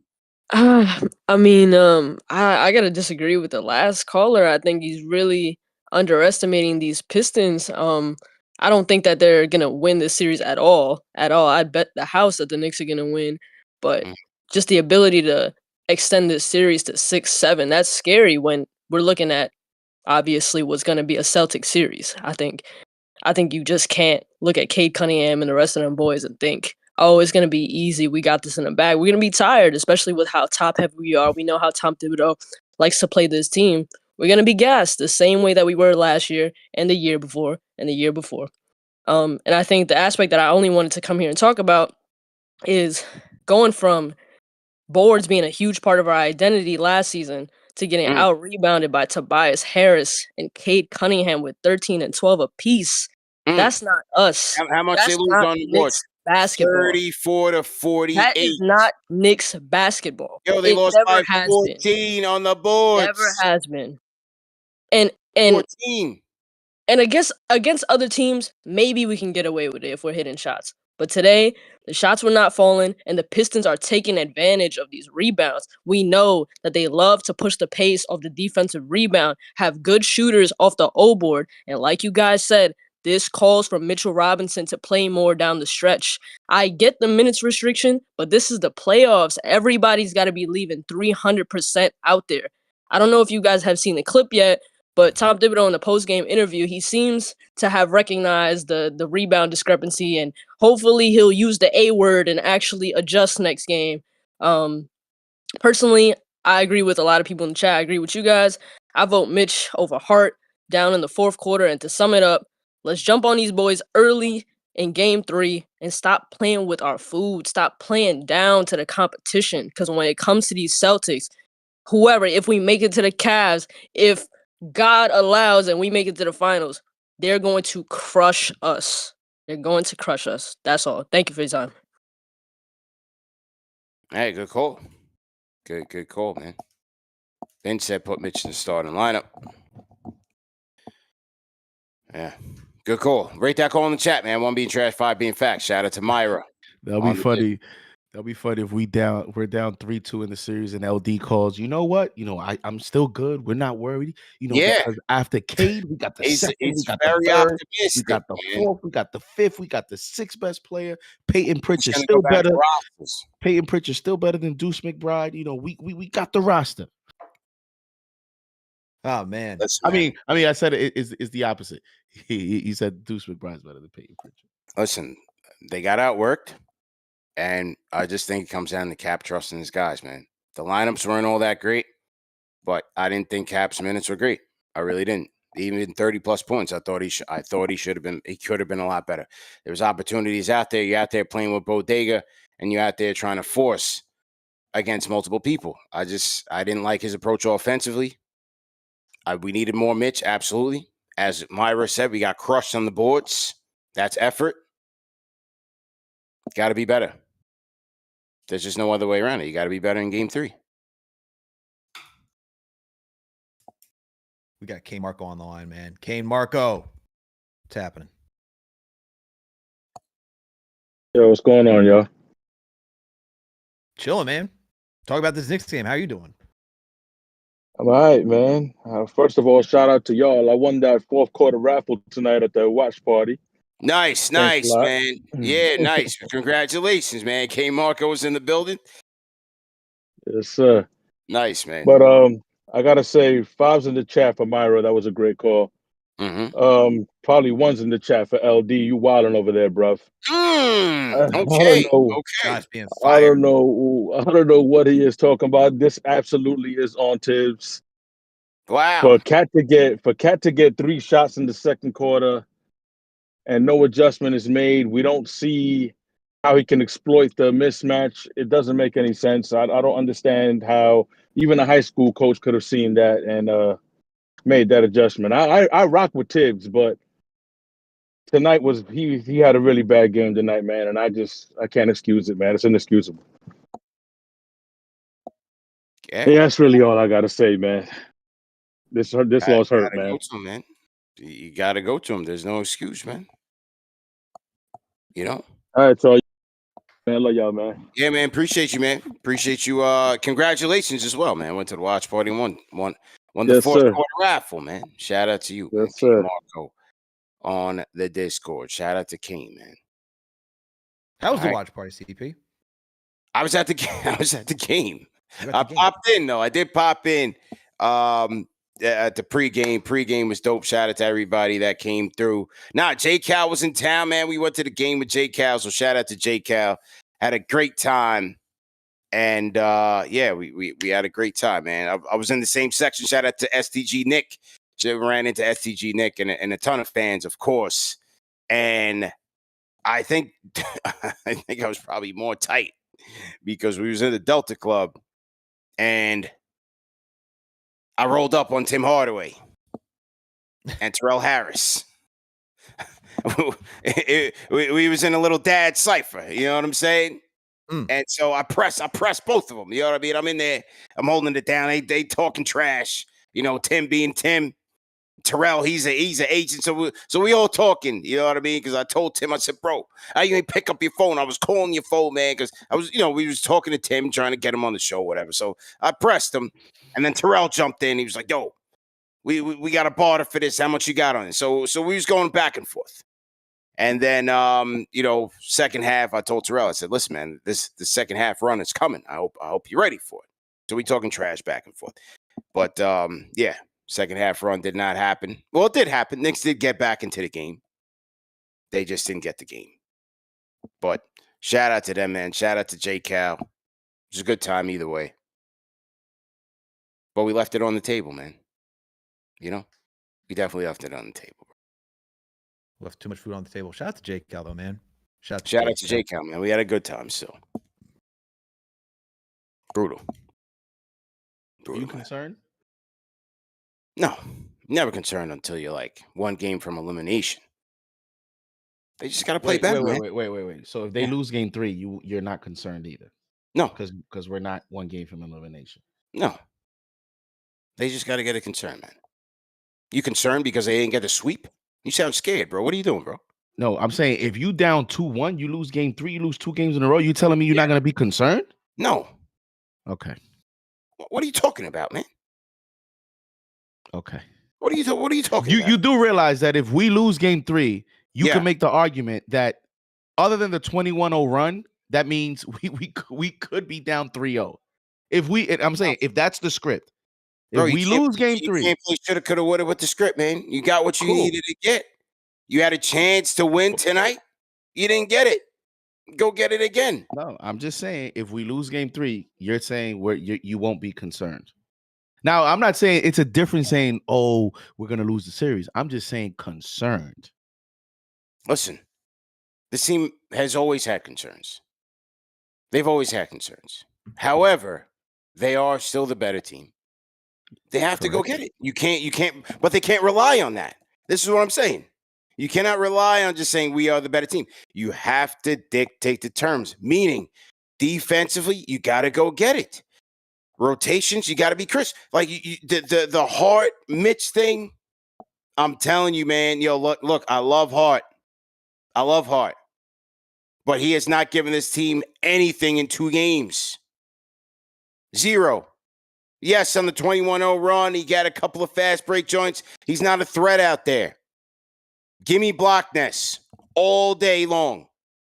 If I'm going to play 4-on-5 offensively, give me the big man. I'm going Twin Towers, man. Start Mitch. I've been saying this. Start him.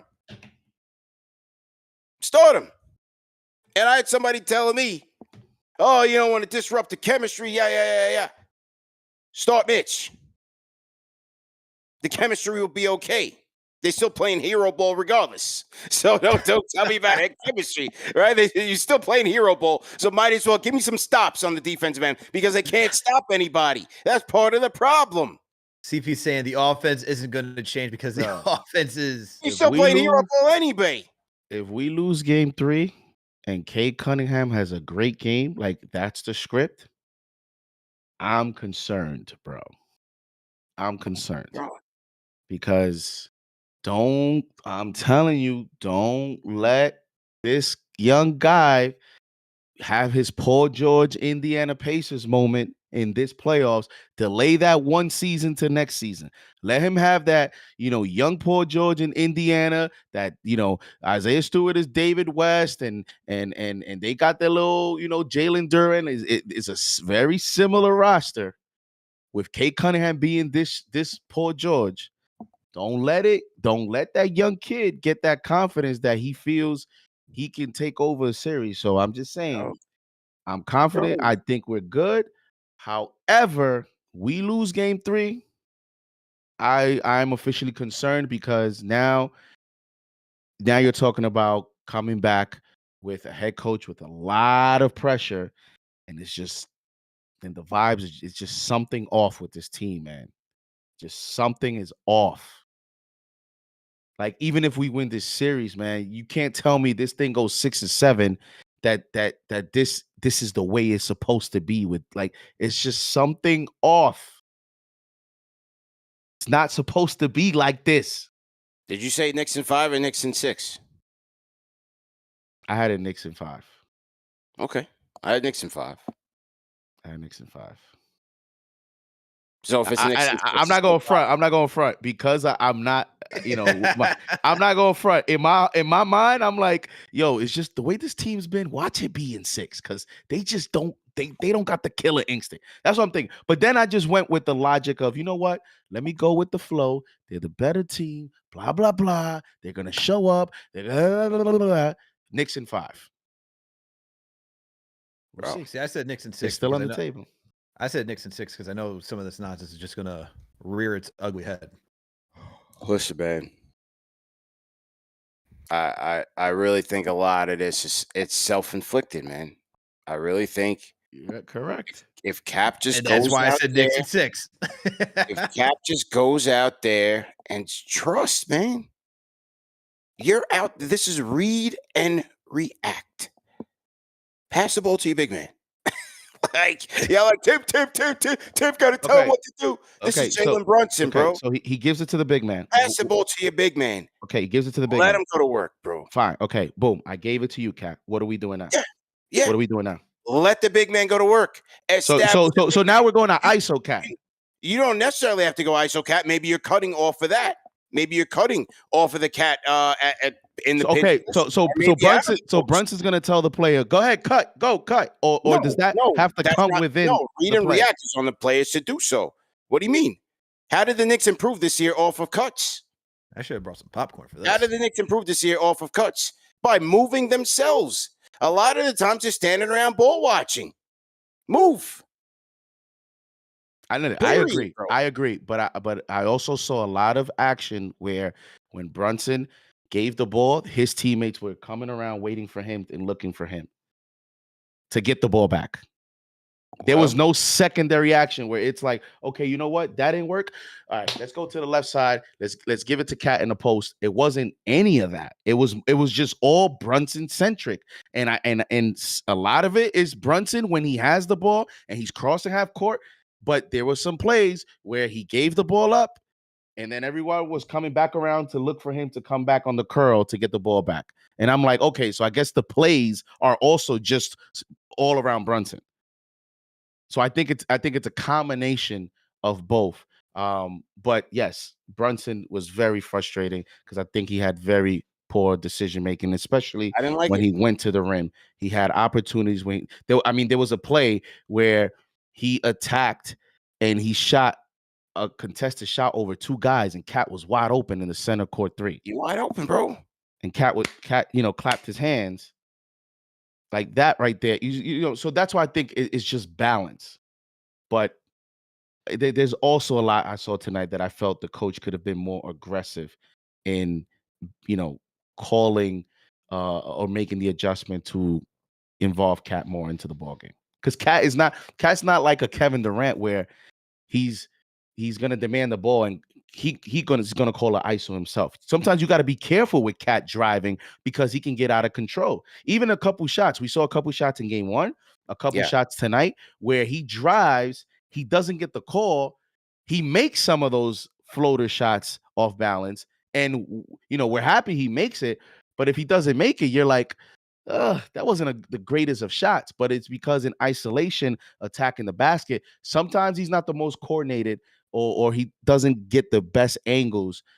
He gets away from the basket instead of going through the contact to the basket. So that's why, to me, I don't know that calling isolation plays or center court plays for Cat is better than what he was doing at the beginning, was posting up Tobias Harris. And I just felt that, we went away from that game plan a little too much. Shout out to CK2K in the chat. He said, there was 3 straight plays a spoon-fed Cat against Tobias, and he struggled backing him down and went 1 for 3. I'll say this. Part of I think most of it is on Tibbs for trying to generate offense for this team. Like, you got to call something out. You got to speak up and say, hey, Brunson, let's chill out, get our guys the ball. This one I'm going to put a little bit on Cat saying, look, man, if you got a mismatch, you know what to do already. Get down the block, man. Like, you've been working the block this entire season. Worked doing a damn good job doing it. Like, you got Tobias Harris on you. You know what I mean? Like, try to go to work. Even if it's like 15 feet out. Face up. He's not stopping you. We've seen this. Bro, 11 shots is not enough. 2 threes, 11 shots is not enough, bro. It's not enough. 0 and 12 minutes in the fourth. And no free throws. Bro, how do you go 12 minutes and not put up one shot for Karl-Anthony Towns? How does he not get one shot attempt in the fourth quarter, 12 minutes straight? I mean, listen, he did say in the post game, we were just doing what we talked about. You know, we're just executing what we talked about. So what was it that y'all talked about? This is what I'm saying. What was the game plan that y'all quote unquote talked about? Just have to do what the game says it does. Just executing what we talked about. Let's get to tonight's sponsor, man. Daniel, throw the graphic up. Shout out. We got a new sponsor in the building, man. Shout out to our friends at Morgan & Morgan for sponsoring the show. And shout out to Morgan & Morgan, man. Injury attorneys. And with over $25 billion recovered for over 500,000 clients, Morgan & Morgan has a proven track record of fighting to get you full and fair compensation. For example, in Florida, a client received $12 million after the insurance company's best offer was only $350,000. In Pennsylvania, a client was awarded $26 million, a staggering 40 times the insurance company's original offer of $650,000. So shout out to our guys at Morgan & Morgan, man. They can get you paid for over 35 years. They've been fighting for the people just like you and I. They have over 100 offices and more than 1,000 lawyers nationwide. When hiring Morgan & Morgan, it's like hiring an army that has your back. If you've been injured by the negligence of another, you deserve to be paid. When you hire the wrong law firm, you may be beat before you start. All law firms are not the same. So make sure you check out our guys at Morgan & Morgan. Their fee is free unless they win. So free until you get paid. And for more information, go to morganandmorgan.com. Once again, go to morganandmorgan.com for more information. And once again, we appreciate Morgan & Morgan for sponsoring today's show. All right, let's get back to the phones, Al. Who else we got on the line? Who else we got on the line? We got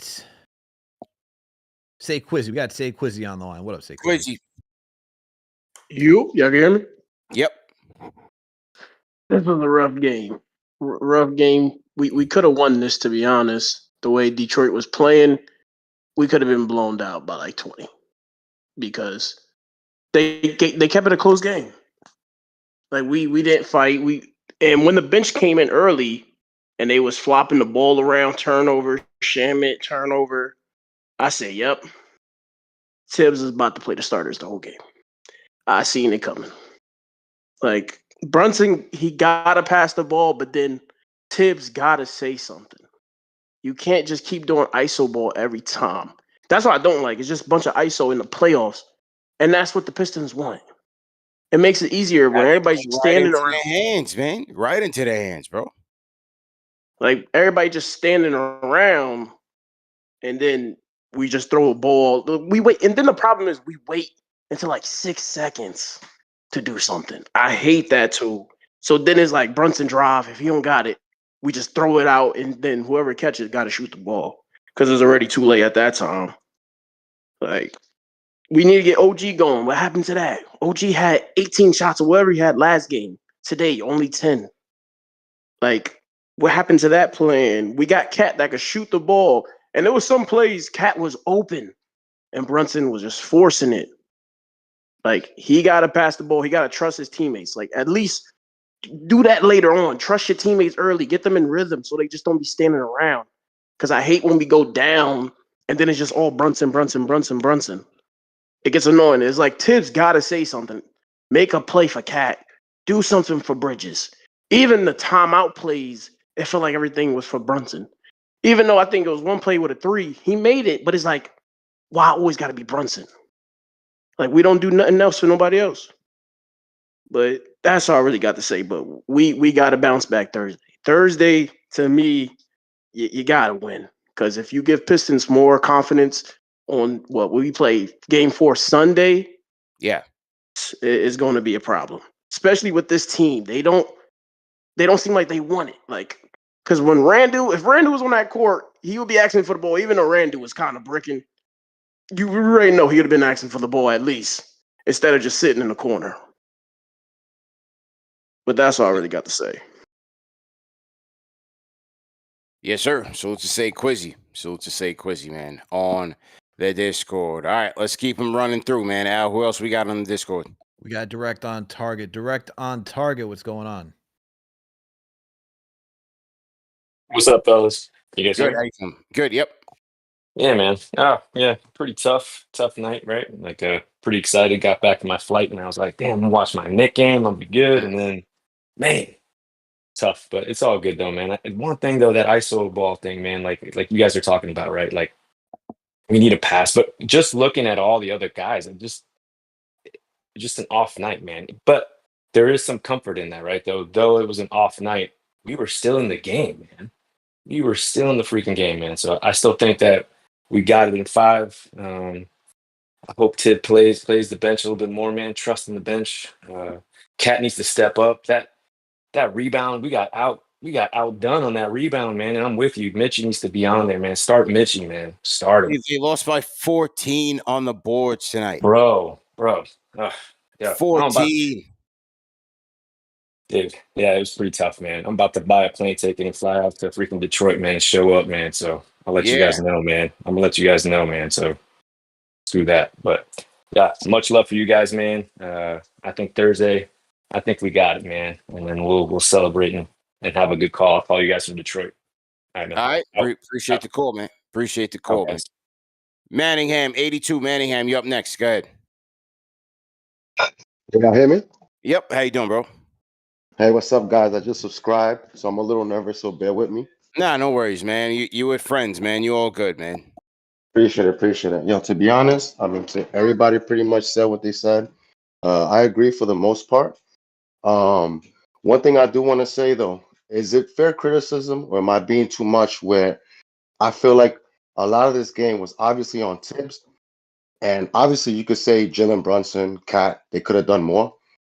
But don't you think Macau pretty much the epitome of what was the first quarter where he missed about threes, it felt like, and then he stood on top of the key in the fourth to miss that last 3? Don't you think that was kind of the epitome of the game? We were down, what, 1, I think it was at the time, 2? If he would have made that 3? No, don't you think if he would he did Go miss ahead. that. He did miss that 3, but I also thought it took way too long for him to get in. They got 2 nights off, man. You got McAlbers. You brought McAlbers back in with 6 minutes left in the fourth. I would have brought him back in way earlier. Yeah, he did miss that shot in the clutch. That's everyone else. and I agree with right there, CP. But here's the thing: it's like we talked all year. You know, I watched all 82. We mentioned we traded for this guy, 5 first-round picks. You know, we brought him in to either be the second or third guy when one or the other guy doesn't have it. He was right there. You know, last game he didn't have, I guess you could say the game, but he had a decent game. Today was his game. Today was for him to be like, you know, I'm gonna grab the bull by the horns, and I'm gonna help JB. Cat's gonna do his thing, whether it was good or not. He did what he did. He did in the first game. So now this game was his. It was his and JB's to share, and that's why I say him and coach have a lot to do with it. I know we could be all schematic, and like you said earlier, I think we lost what by like 14 boards or something like that. Yeah. Well, look at that. CP. We lost by we lost in terms of the boards 14. And you telling me that Macau had that last 3 to take and we was only down by 2 or 1? So you're telling me those 14 boards, and I'm not trying to contradict or go against anything you're saying. I agree with you. My point is to put the emphasis on what we're talking about. If we lost in terms of the rebound discrepancy by 14 and we were only down 2 or whatever it was, you know, I was too into the game drinking and stuff. So, you know, I don't hold me on the score. So you're telling me that was the score differential? I'm telling you, a lot of it was on coach and Macau. And I hate to be the guy to point the finger. And I do agree, like I said, with all the stuff that we said, where Jalen Brunson could have looked to pass where he drove. And there's a couple times where he kind of had that tunnel vision. He was looking like RJ out there. But I'm telling you, McCall had to grab this game by the horns and say, I got this, guys. Not to be this typical passive guy that we've seen all 82. Well, obviously not all 82, because he had a couple moments throughout the Yeah. season. But he Yeah. had to be the guy today. If he didn't have it last game, he had to be like, I didn't have it last game. I'm still at the Garden. This is my court. I'm gonna show y'all why y'all gave up those Okay. 5 first rounds. Okay. And that's where I'm at with that, CP. But like All I right. said, I Appreciate the appreciate the call, phone man. call, and I'll call back. Good looking. Yeah, call back anytime, man. Manningham 82. Rate that call in the chat, man. 1 being trash, 5 being facts. Fellas, what do you think, man? I'm not putting this blame on McCall tonight. I'm not putting it on McCall tonight. I'm not putting it on Yes, he McCall missed the tonight. big three. He did miss the big three. He missed some big shots. There's no question about it. But like, Every shot he took in the fourth, it was a big shot. He was Yeah. 0-4. He missed all 4. Mhm. Yeah, And I'm not. I don't know. I just think it's the weird season he's had, because I thought he was on his way to having a great game and bailing the Knicks out. And it's just the inconsistencies even within the game with him, where, like even last game, it's like I thought he played well. I even tweeted that. I actually thought he had a decent game. I actually thought that the criticism he had was a little bit too much. But then it's like, is this though? Like, is this the expectation though? Like, is this what we have to settle for now? So it's just an unevenness with him even tonight. Like, he had some great shots. He had one that he bailed us out, mid-range shot with Josh Hart, found him. The offense was going nowhere. He bailed us out with a mid-range shot. He had some rhythm threes. He had one, and then he had another one. He was 3 for 11 in the game. Yeah. So like he has these moments where it's nice, but it's just, I don't know that he's put it all together yet. And I think that's what makes the fans frustrated with him is we're still waiting for that complete run. And now he's gonna got the opportunity. It's only 2 games, but he still has the opportunity to give us that complete run in terms of his performance with the Knicks. I don't think it'll happen this season. I don't think it'll happen this season where you're going to see a complete run. I think it's going to take an off season for him to figure out what his role is. I mean, it's just kind of a little too ambiguous at this point. It's either third, fourth. Like it just fluctuates too many areas on a night to night basis for him. But I'm not putting the blame on him tonight. If anything, like, look, I'm not expecting him. Like, would it be nice for him to hit big shots? Yes. Did you bring him in here to be, the guy alleviating Jalen Brunson throughout most of the game, where it doesn't have to be Brunson leading the offense? That's what you brought him in here for. Not to be Captain Clutch, as we call Brunson. That's his role. But like, in these moments, would it be nice? Yeah, but I'm not putting the loss on him. I thought he did what he had to do tonight in order to keep the Knicks in the game. I thought so too. I was looking for him early in the fourth. But yeah, no, he did miss the big three. That is fair. All right. All right. Wrapping up. Let's go to Rob G. Rob G. 8088. What's up, guys? Shout out Good. to you for the analysis. Thought you guys did a great job. Thank you, man. Yeah, I mean, common theme. Brunson doesn't have to be Superman all the time. We saw it last year. Different team last year. We didn't need it all the time. Right. Now we got Cat, top 10 paid player in the league. OG, we're comparing to Kawhi for the past couple of weeks. Mikal was the number 1 option back in Brooklyn. I mean, I love JB more than the next guy, but it's on him for somewhat in the pick and pops, not dishing out to Cat, but also Tibbs. I mean, not only is he taking every shot, but he gets the ball 94 feet getting guarded. Then he's running around. Everyone's standing around waiting for him to get the ball back. By that time, 10 seconds left in the shot clock. No one else can get into rhythm. I mean, another theme, you got to feed Cat. I mean, Tobias Harris is mouse in the house. You got to back him down. And then even if when he gets down low, they bring the double, then we get in rotation to an open 3. We weren't knocking them down tonight, but still way better ball movement than just the isolation ball. And then lastly, with Mitch over Hart, I mean, I saw we were arguing about in the other meeting room, but someone was like, "Oh, Hart doesn't, he's not out there to get rebounds. He's 6'4". Well, that's exactly what he's out there to do is get rebounds. Maybe against Boston, where they're a little more wing heavy, there's more of a need for him at the end of the game. But Mitch is just as good of a rebounder, if not better. I mean, he's a center. And then just all around rim protection. And if you're not going to give Cat the ball, he's got 0 shots, then put Mitch in for him. Mitch has to find his way into the game just for the defense. And I mean, he had the biggest impact in his limited minutes tonight. So definitely didn't think we saw enough of him. Yeah, you're right, man. Good points. Good points all the way around, man. Rate that call in the chat. Shout out to Rob G. Call back anytime, man. Shout out to Rob G on the Discord. Let's get to STG Nick. Go ahead, STG. How you feeling, bro? Pretty good, pretty good. Shout out CP right next to me at the game again. Yes, sir. Yes, sir. Yes. Atmosphere was really good. I just think the game was kind of lost a little early on. I could tell the ball was just not being moved a lot, and still proud of the effort that they showed down the stretch. But I think this game was more self-inflicted wounds more than really anything. So I think you just got to clean up these like little errors, be sharper, and then hopefully just come back in Detroit. They gotta get one in Detroit because, like JD was saying, like in my opinion too, like if they lose the next game in Detroit, fall down 2-1, I'm a little concerned because then you got game 4 in Detroit and you put yourself in a hole. But that's why I just wanted to say, hopefully we can bounce back on Thursday.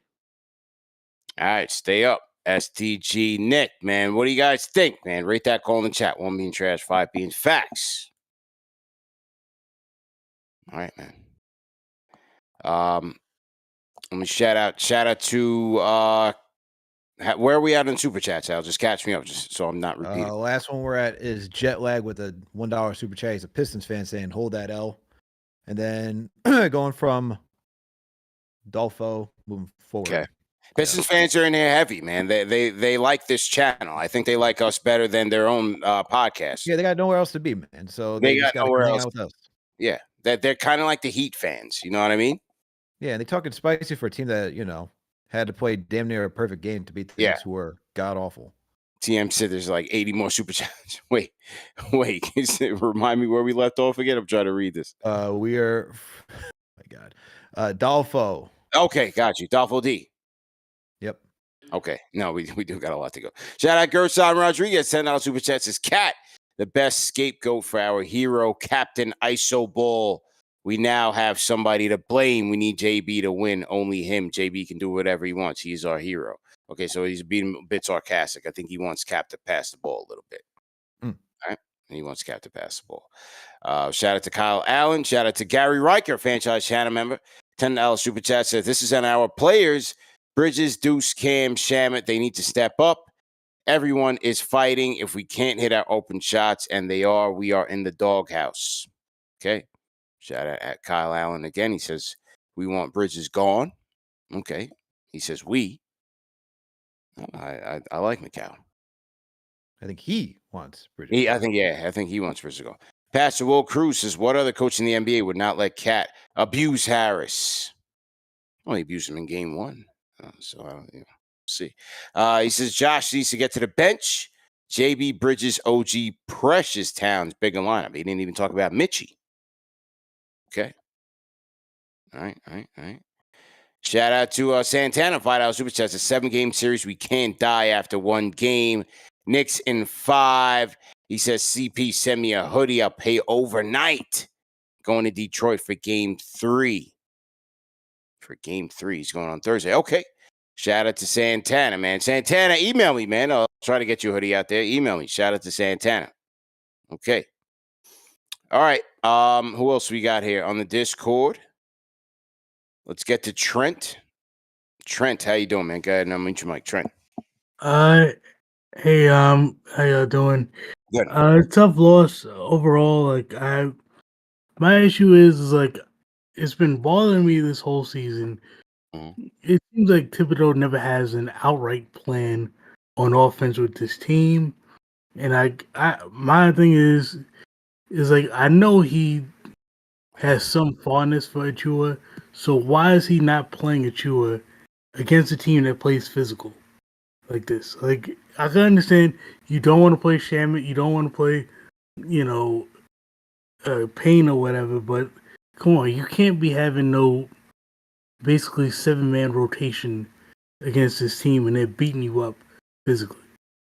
It's like you are a coach. You have to have a strategy to counter what they're doing.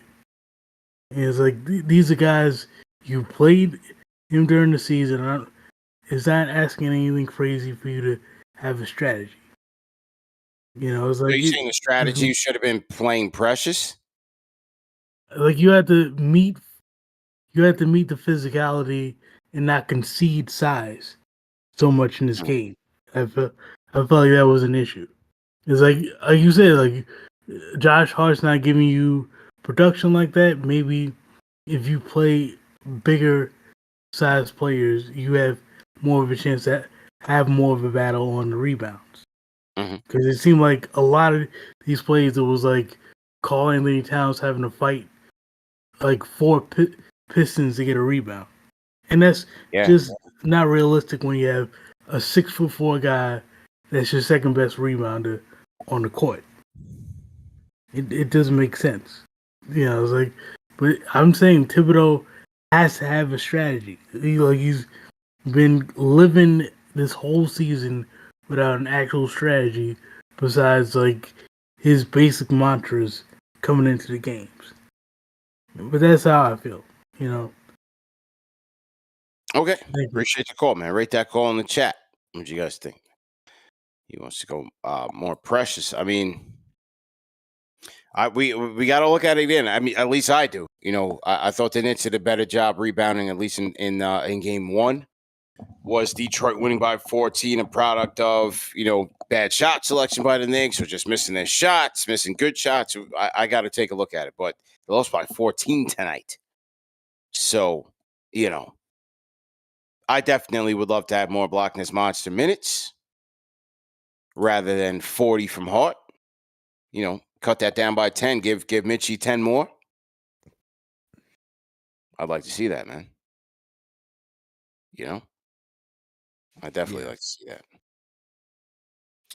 All right, so to everybody in the chat, once again, hit that thumbs up button for you boys. Shout out to another one of our sponsors of the night, man. A new one, absolutely. Shout out to LinkedIn. And, you know, as a small business owner, you don't have the luxury of clocking out early. Your business is on your mind 24/7. Absolutely is. So when you're hiring, you need a partner that grinds just as hard as you do. And that hiring partner is LinkedIn Jobs. When you clock out, LinkedIn clocks in. LinkedIn makes it easy to post your job for free. So share it with your network and get qualified candidates that you can manage all in one place. And look, I can certainly tell you that I have used LinkedIn to bring on some talented teammates onto KnicksFanTV, and it works very easy. You put in your job requisition, you put in your job description, and within minutes, you basically will have applications that you can review, and the process is very seamless. I think their whole platform is very intuitive, easy to use, and you can certainly root out some of the ones that don't necessarily fit the description and then bring in the ones that do, get coordinated interview, and then you're good to go. So how it works, you post your job. LinkedIn's new feature can help you write job descriptions and then quickly get your job in front of the right people. Then at the end of the day, the most important thing to your small business is the quality of candidates. And with LinkedIn, you can feel confident that you're getting the best. Based on LinkedIn data, 72% of small and medium-sized businesses use LinkedIn, say that LinkedIn helps them find high-quality candidates. And then you can let your network know that you're hiring. You can even add hashtag hiring frame to your profile picture, which I have done. And Al, you've probably seen it because you're on LinkedIn with me, and get 2 times more qualified candidates. So find out why more than 2.5 million small businesses use LinkedIn for hiring today.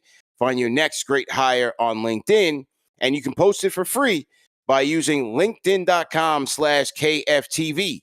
That's linkedin.com/KFTV. Post your job for free. Terms and conditions apply.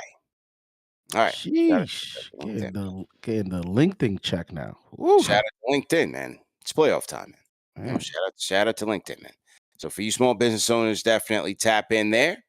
And shout out to our friends at LinkedIn. Okay. Who we got left? Knicks Fix. Go ahead and close us out. Knicks Fix.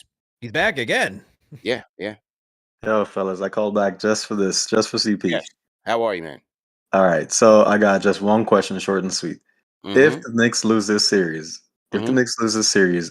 it's a two-parter. If the Knicks lose this series, do we fire Tibbs? And the second part of the question is, if we lose in 4 or 5 to bro, the Celtics. my guy, you're panicking right now. It's 1-1 in the series, man. The series never starts until the game, the road team wins the game. The series literally just started, and you're talking about what do we do in the off season? Come on, man. Can we save the panic talk for when they actually lose? Hey, Come on, man. man. I'm If not we're not answering this right now, man. We've been on live 2 hours. You panic talking on us, man. Come on, man. All right, man. Stay up, man. I gotta look forward to something. Yeah, call back anytime. He didn't fall for the bait. Yeah, on the chat, Come man. on, you know CP wasn't going to answer a Yeah, Tibbs question. Come on, man. I'm tired, but I ain't that tired. Take care, fellas. Yep. Yep. Yo, I was at MSG at 8 o'clock in the morning, man. Shout out to Good Day, man. I was on the Good Day at 8 o'clock in the morning. I was on the Iron Horse 7:30 at MSG, man, and Felt like closed old out times tonight when for they you, lost. huh? What's that? Felt like old times for you, huh? Get on the train and getting into New York City.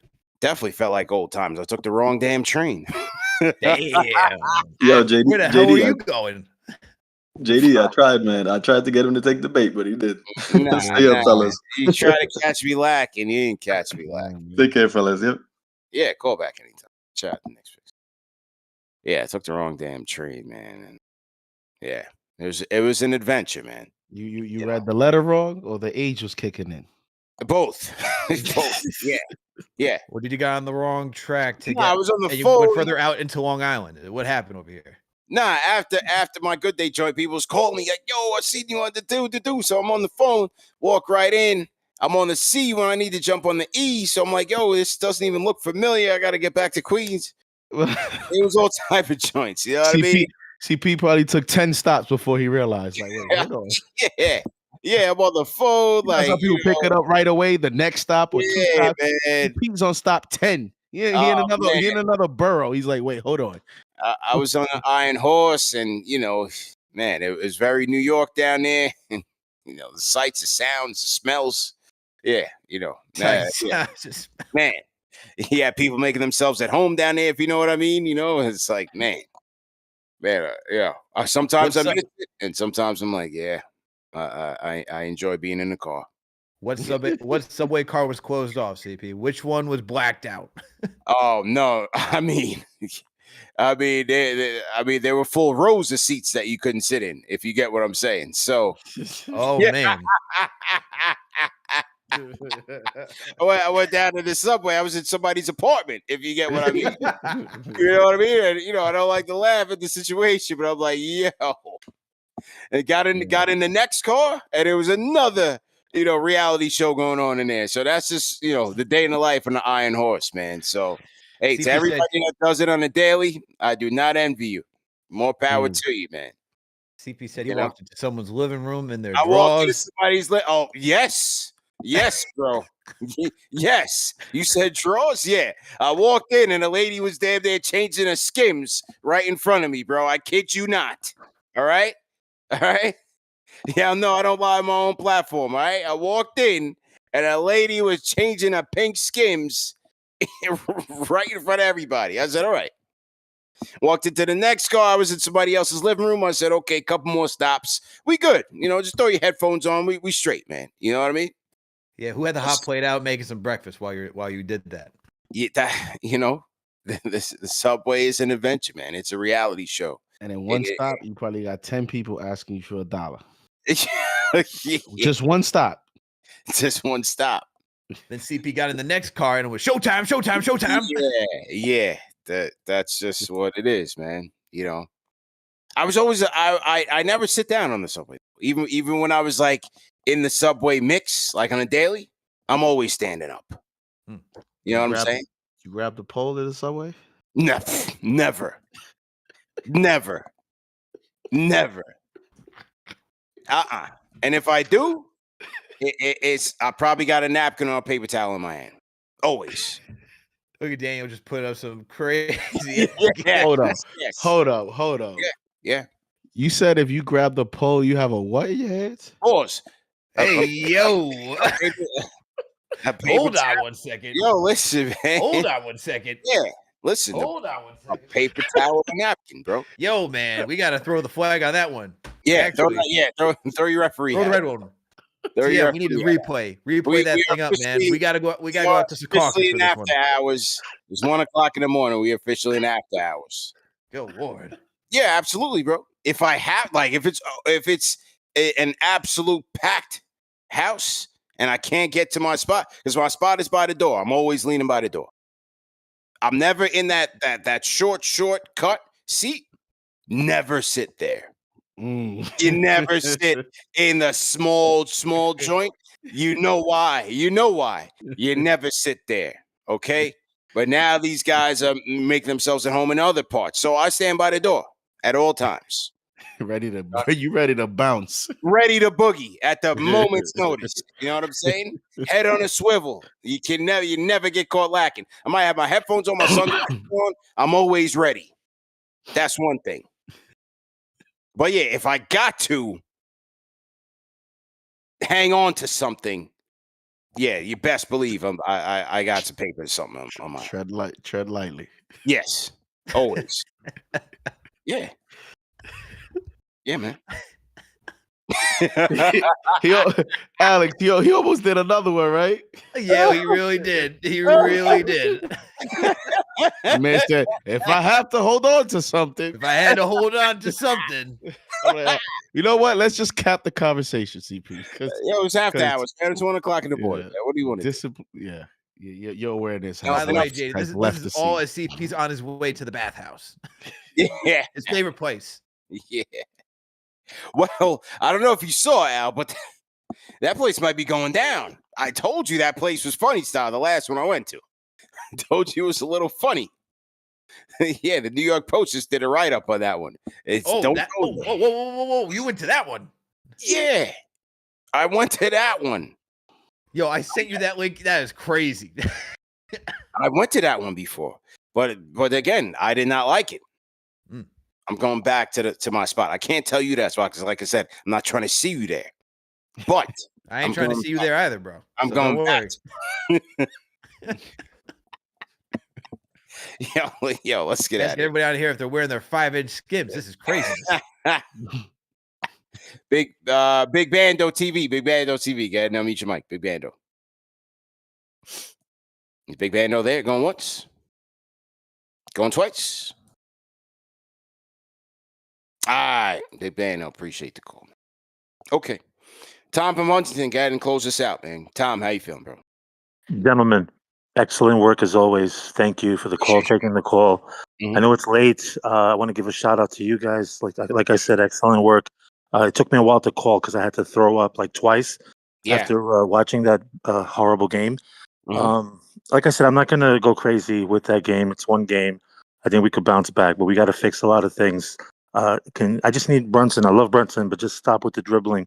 But then I've never thought in my life that I would root for a campaign to get in the game in the second half. I don't know.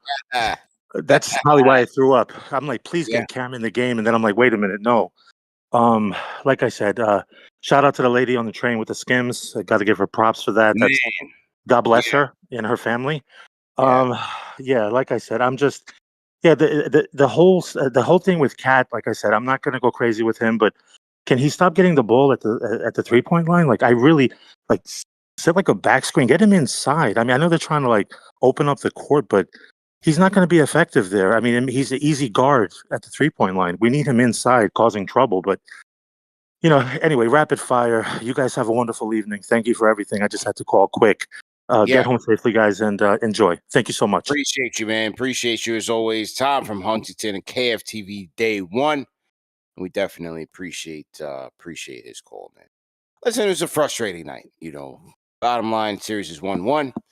Now we got to go fight, man. We got to go fight. They was gonna have to go fight either way. You got to go to Detroit either way. There's no way around it. Series wasn't going to be won tonight, but they had the opportunities. There was just a lot left out there on the court. You had to expect to go up against a desperate team tonight, as was always the case with the team down 1-0. Knicks didn't meet it. They didn't meet that the challenge. They were there. They climbed in. They tried. Too late. You can't always lean on that. Win the game earlier.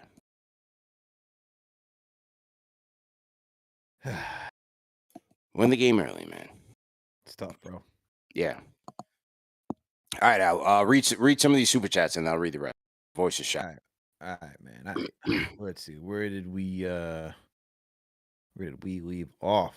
Oh, here we go.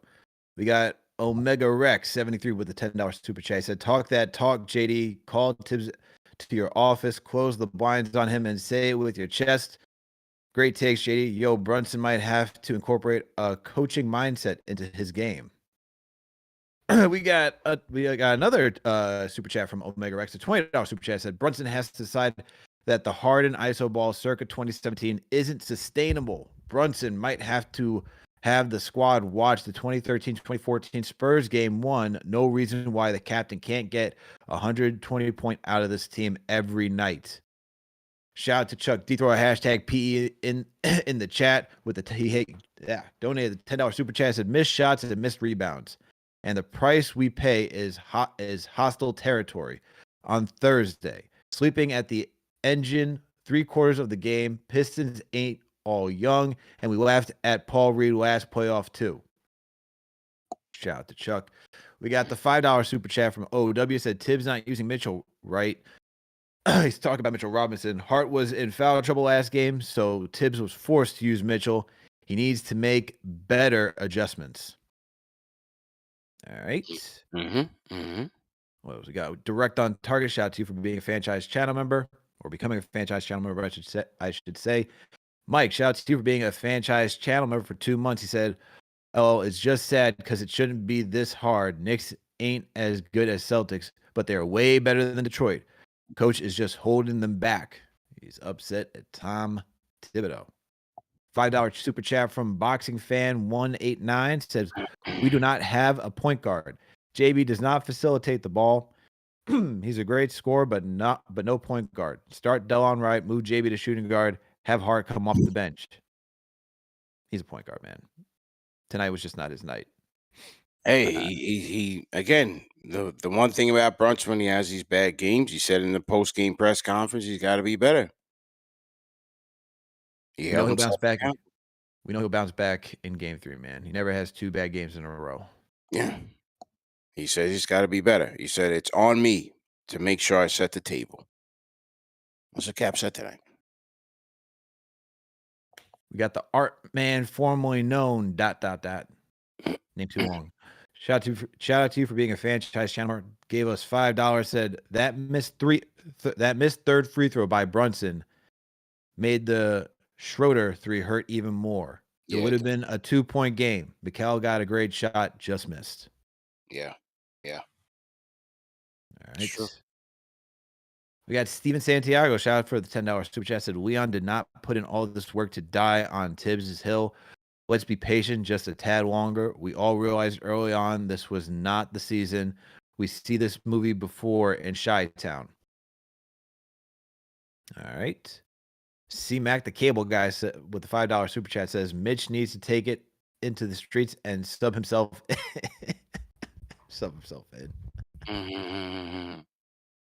We got the $5 super chat from War. Says, "Love JB, but he really kills momentum by pounding the ball all the way up the court, looking for the foul, taking real unnecessary tough shots." Do you think he was foul hunted, CP? No, I didn't think he was foul hunted. I just felt like should have got these guys a bit more involved, man. I didn't necessarily think it was foul hunting, and yeah, the ball's in your hands most of the time. You got to drive and kick, man. Got to get those paint touches and kick, and get these guys quality looks. It just got a little too sticky, man. He knows it. A little too sticky. Game one was a similar situation, man. You got to get these guys involved. Got to keep them involved, indeed. Last 2 super chats, we got Bomani UFG, who's been a franchise channel member for 26 months. Shout out to you. Cat needs to dominate his matchups on offense. Seems Bridges only wants to shoot if he receives it late in the shot clock. Bench Hart, start Mitch. Hashtag KFTV. People want to see Mitch in the starting lineup, man. Been saying it, bro. And the last one right here, Kane Marko with the $20 super chat. One thing I forgot to mention: if you see my email buying tickets to the watch party, reject them. I've gone to 7 watch parties. We're 0-7. Get me out of here. Kane, you should have came Saturday. It was shaking in there. You should have came Saturday. The rooftop was open. You came on the wrong day, man. Came on the wrong night, man. You know, come back Saturday. It's your time, bro. It's all the super chats, my man. All right. All right, man. So we'll be back for what? Game of the week? Game of the week. When are we doing it? Tomorrow? Yeah, either tomorrow or Thursday. Gotta just solidify the time. Oh, or Wednesday. Oh, tomorrow Wednesday or tomorrow Thursday? I guess today is Wednesday. Yes. Most likely drop Thursday. All right. Cool, man. All right, man. JD, any last words tonight, man? None. Just 2 days off, and now game 3 is gonna be much more fun to watch because now we get to see what this team is made of. Now we will get to see what they're made of in hostile territory. I think a lot of Knicks fans are still going out there, man. So I'm not sure where I'll be. If I'll be here, I'll be there. You guys will know. And I'll let you know, man. At least Detroit's got better pizza than Cleveland. Don't worry. Yeah. It's at least it seems that way. So yeah, I'll let you guys know where I end up. But yeah, man, appreciate everybody for tapping in. We've been at it all day. But so to you guys, so to everybody at the watch party, man. And yeah, we out of here, man. Peace. Chill to the replay games. Catch this show. Podcast.